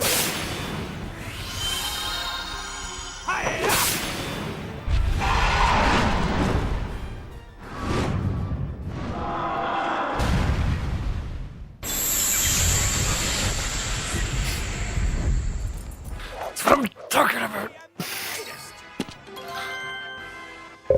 Yep. Factual analysis has been learned. That shit was hard. We got so lucky. We did it. The fact that they kept hitting Jensen. How can you be so comfortable? I almost got eaten alive. I think it'd be an improvement if you got eaten a little. You'd talk less.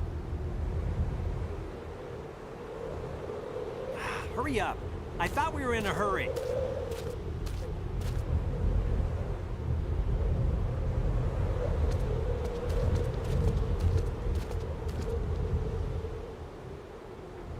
That's all you get. That's all you get. We just survived getting murdered.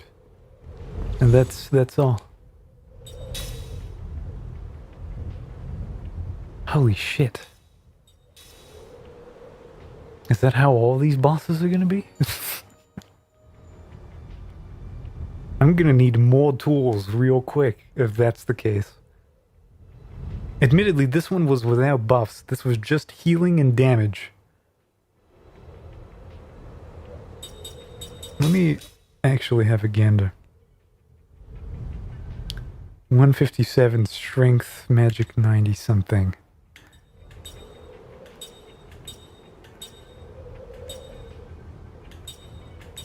So she's kind of in the middle. And he has 221 but no strength. So he's never attacking physically ever. But his magic is real good.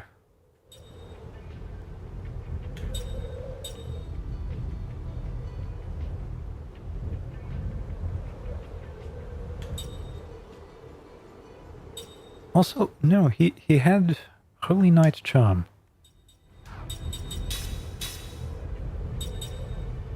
Increases magical and physical defense during critical HP status. So, yeah, he did cast that.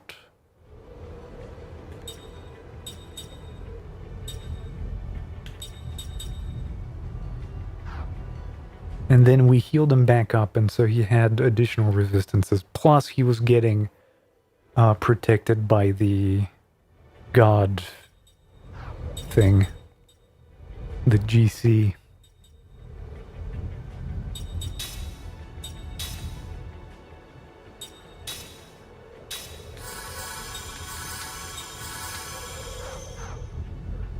Okay. 2 healing herbs per person per healing round, which means I have to stock up on those quite a lot.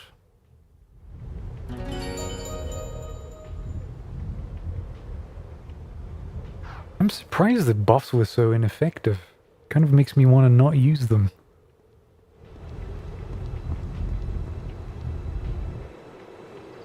I don't know if it was just an isolated case or not, but it was just not there.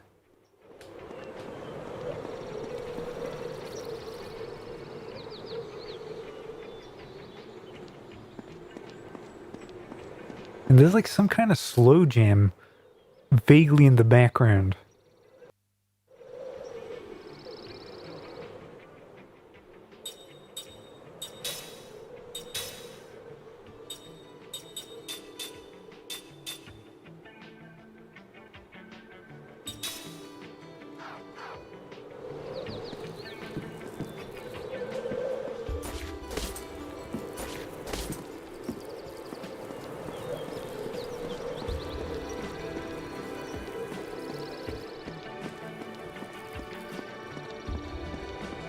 What is this?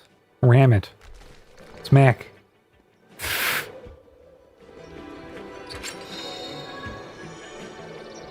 Novice earrings. Guess we have no choice. And I do like how the flame element is... Oh, fuck off. Really? What are you? You're wind. Big owl. I could possibly tell.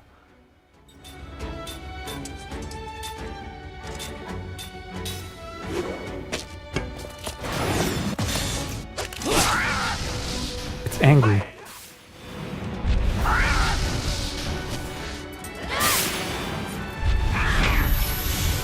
It's also dead, is what it is. No rhyme or reason to battle. Sharp beak. Got one of those.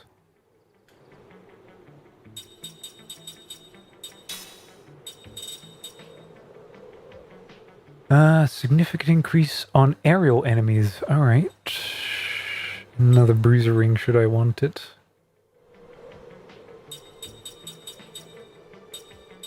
Okay, let's use...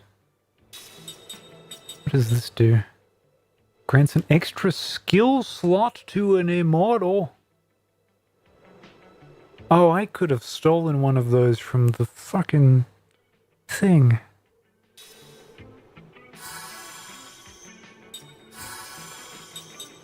Okay, those are important. Slot seeds.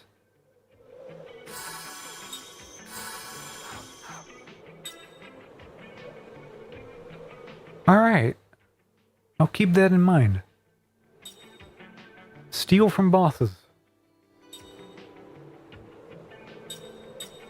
I stole it the first time and I was like, oh, it's a C. I don't give a shit. And then it's actually really, really good. Yeah, because now they get to have...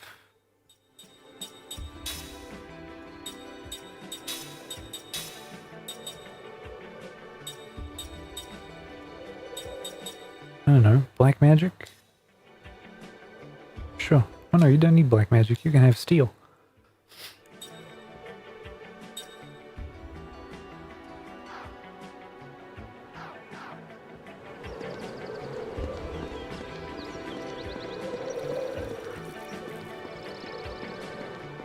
What is this? Just a minecart? That's what it looks like to me.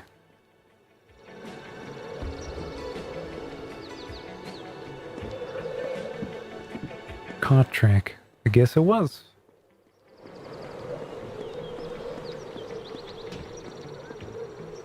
Grab?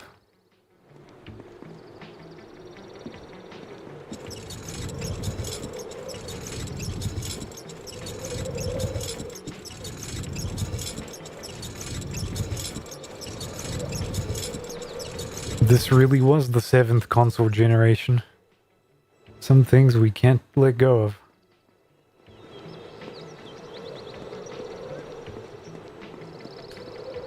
Ram that shit. cold water stone. Oh, I think I'm gonna like this.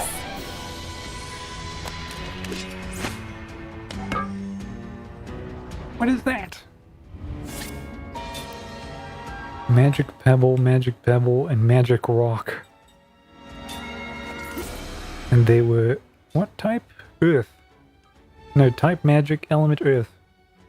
So they are weak to wind.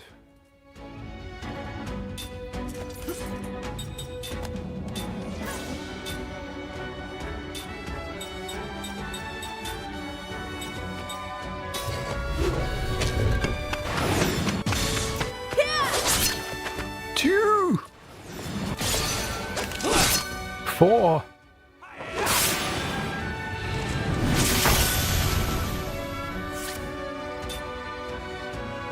Okay, so you are severely resistant.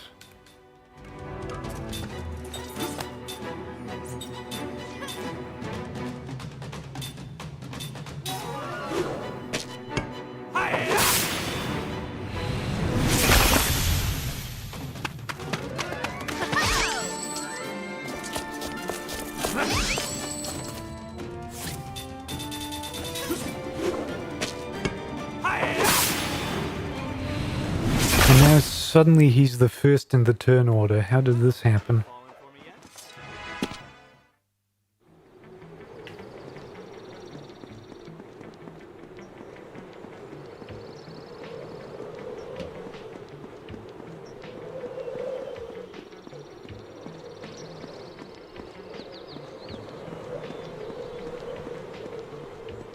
Okay, ram this.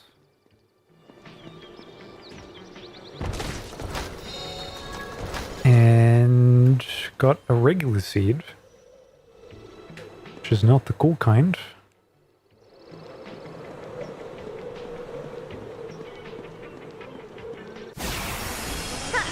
Not too smart, eh?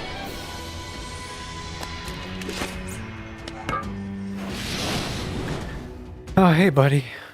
All right.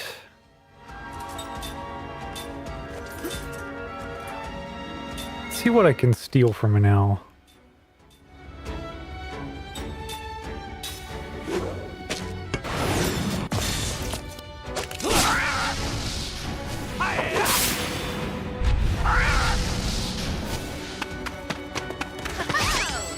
Healing medicine, not worth it. It wasn't too much.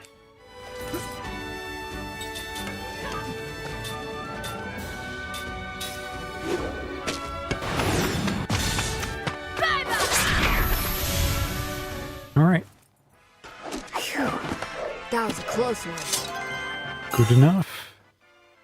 Learn stand ready. Did he learn that from just his regular stuff? Or from a bangle?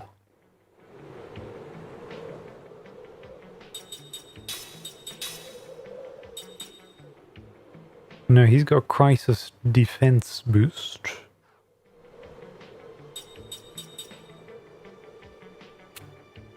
I'd rather not change the linked skill whatsoever on some of these because you cannot reselect a linked skill again and it takes up a slot.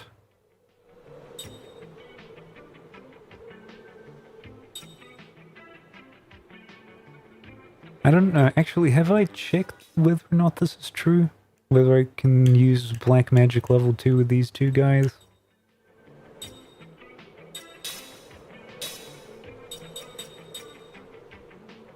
I reckon I should try it. It has to have sleep and prism.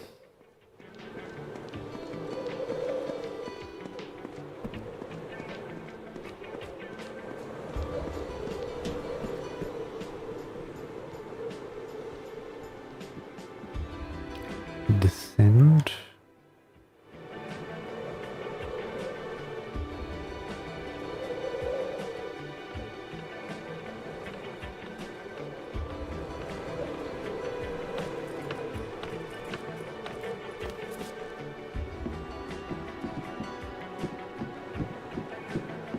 And this is towards the cameras. Oh no, actually it is the way forward. Well, let's try the other one. And seemingly grinding wouldn't hurt, so I might as well do some of it. Alright, you two are new. You are Beast Fire.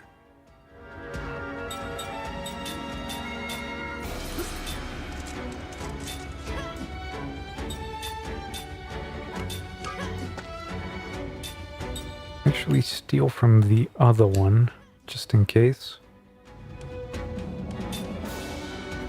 And fire was... No, I don't have anything for fire currently, do I?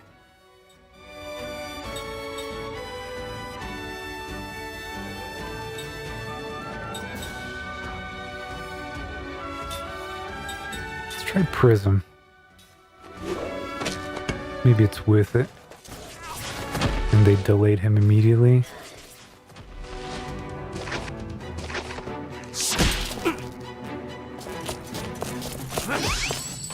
Healing medicine.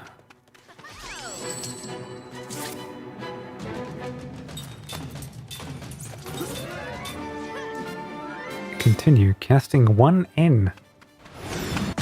How far is N down the alphabet?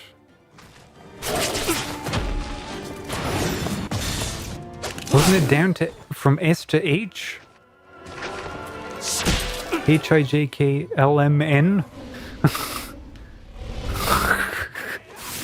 So that shit's...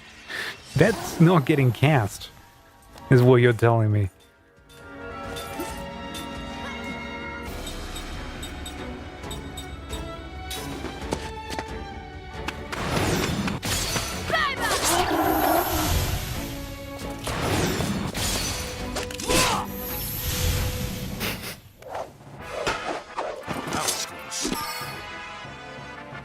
Poison oil. What could I make out of poison oil when I have ring assembly? Poison ring. Occasionally causes poison, but I need 4 sticky tape. Alright, you're messing with me, I can tell.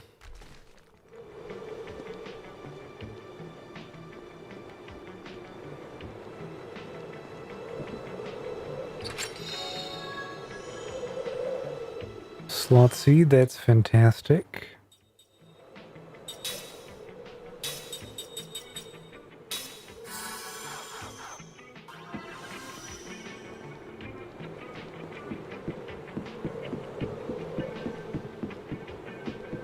Look at him just bolting. That's the funniest animation speed ever. Like, that's just...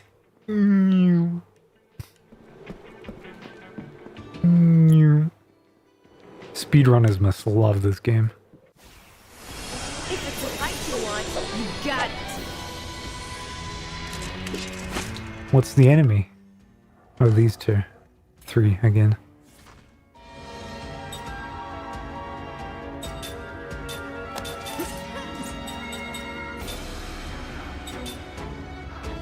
Yeah, you can keep stealing. That's fine.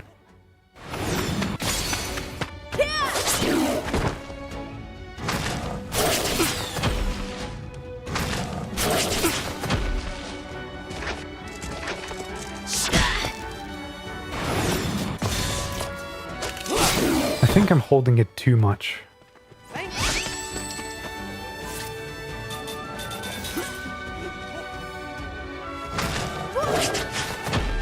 Nice evade.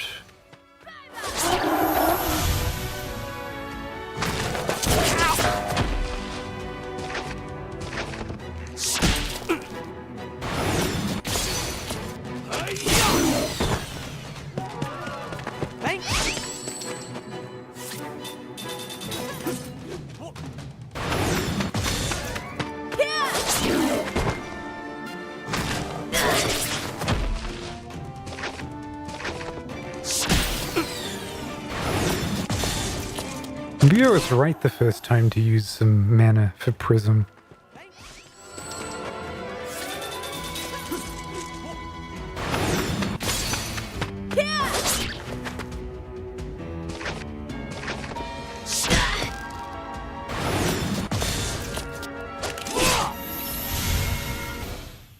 Because we took a lot of damage in health. And obviously stole some healing potions and all that, but it was definitely not enough.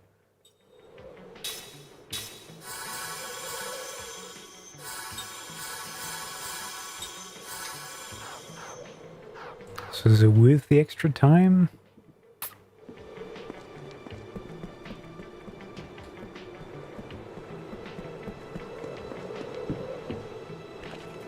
I don't know.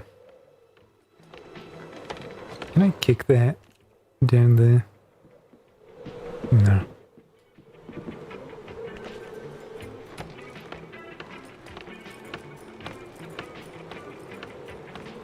What a thrill.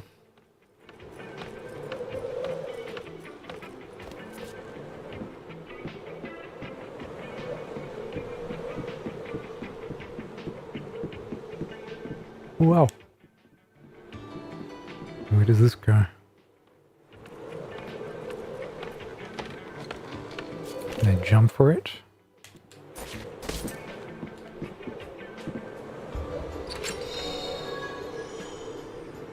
Aqua. Okay, there's a spell just hidden here. There's just one of the 4 main elemental spell types that I would need to do anything in this game hidden for my absolute terror. What if I miss one? What if I miss one? What's gonna happen? Am I gonna just have to go back? How would I even know it's here? It's just in some chest.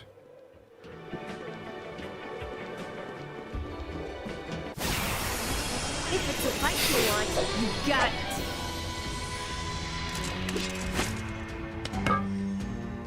it. Okay, these were wind.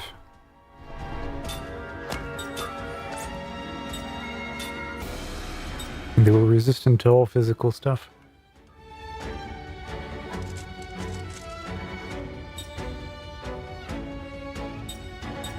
They're all front row, somehow.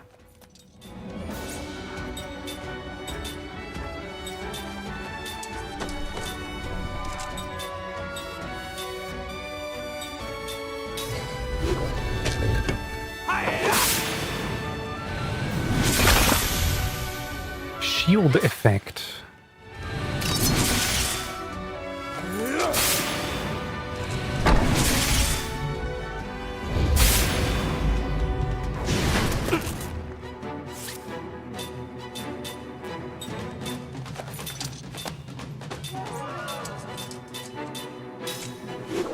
All right.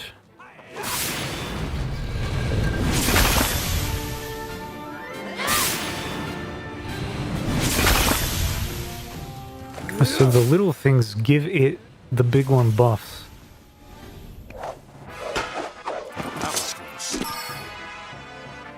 God, how am I supposed to sustain encounter rates with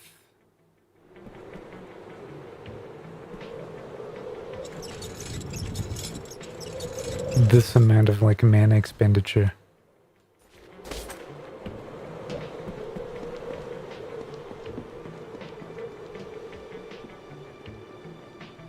Wee. This is the world map.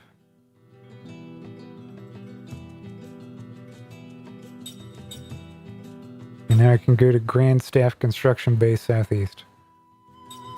But I can also go to the city, and hopefully I can stock up.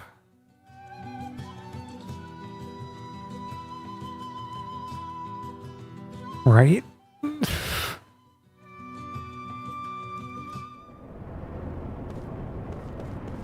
There's a taxi, thankfully. Central Station.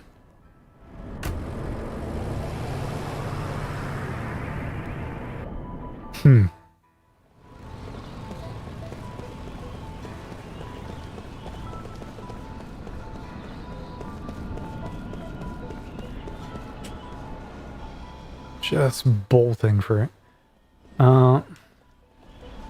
I wonder, right? So let me... Oh, I'm already back to full. So fast traveling at any rate gives me better chances.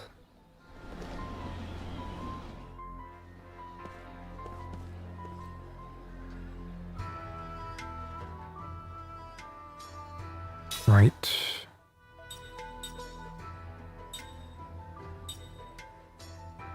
Holy Night Charm. Oh, that's the stock. That's the ones I haven't purchased yet. Alright. I don't want the bombs. Can I already max out? Because, like, we're gonna need a lot.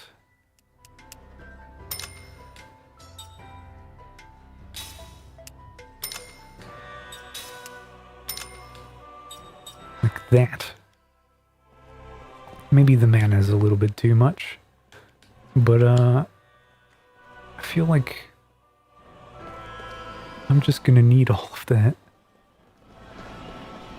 And there hasn't been a lot of weapons to purchase, or I guess I really don't have to care for armor or anything. Because it's just not a slot that I have.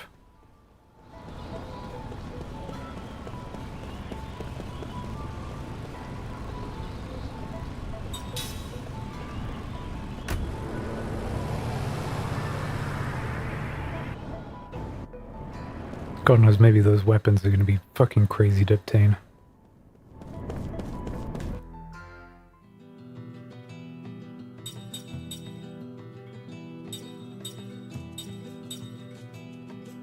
And now Grandstaff Construction Base Southeast. Maybe I'll even get some random encounters while I'm traveling from one place to another.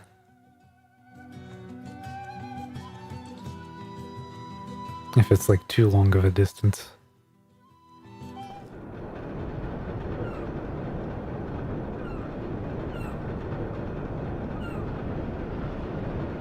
Hey, how you like the new boss?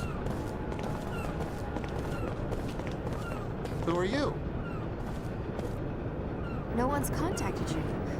We're investigators sent by the council. I'm Seth. He's Kime. You can just ignore the other one. Hey! Oh, our communications have been jammed. That magic engine is malfunctioning again. Magic energy has been leaking everywhere nonstop. I knew it was out of control. Didn't it bring down the meteor again? Meteor? What are you talking about? We tried our best.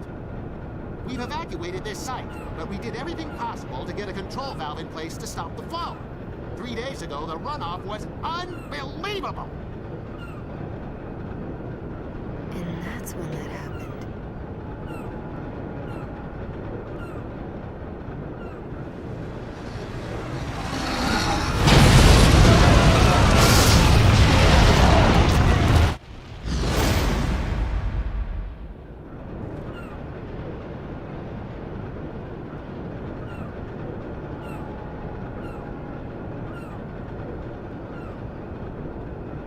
Okay. Now that we're here, it's probably going to be like several hours of cutscenes and everything. But we are kind of over the time for the show today, so I think we'll cut it here. And pick back up tomorrow. Hopefully with some of those pre-compiled cheaters already put in. I'll try and do that now after the show, so that I don't forget. But yeah, so far, Lost Odyssey is a little bit odd. It has incredibly high difficulty spikes that just come out of nowhere. The plot occurs straight at your face. The prose is not super fantastic. And, I don't know, my hopes are very tempered right now. Very, very modest expectations. I'm not wowed by it by any means, but it might grow on me. I don't know. Hopefully, if we're spending a month doing this. It's odd. It's very, very, very, very odd. I don't even know. Anyway, thanks for watching. Hope you had a good time. I certainly did. We have archives available if you miss any of the further shows, with links down below. And we'll be back tomorrow around the same time. Hopefully not too late. Take care. Good night. Let's get out of here.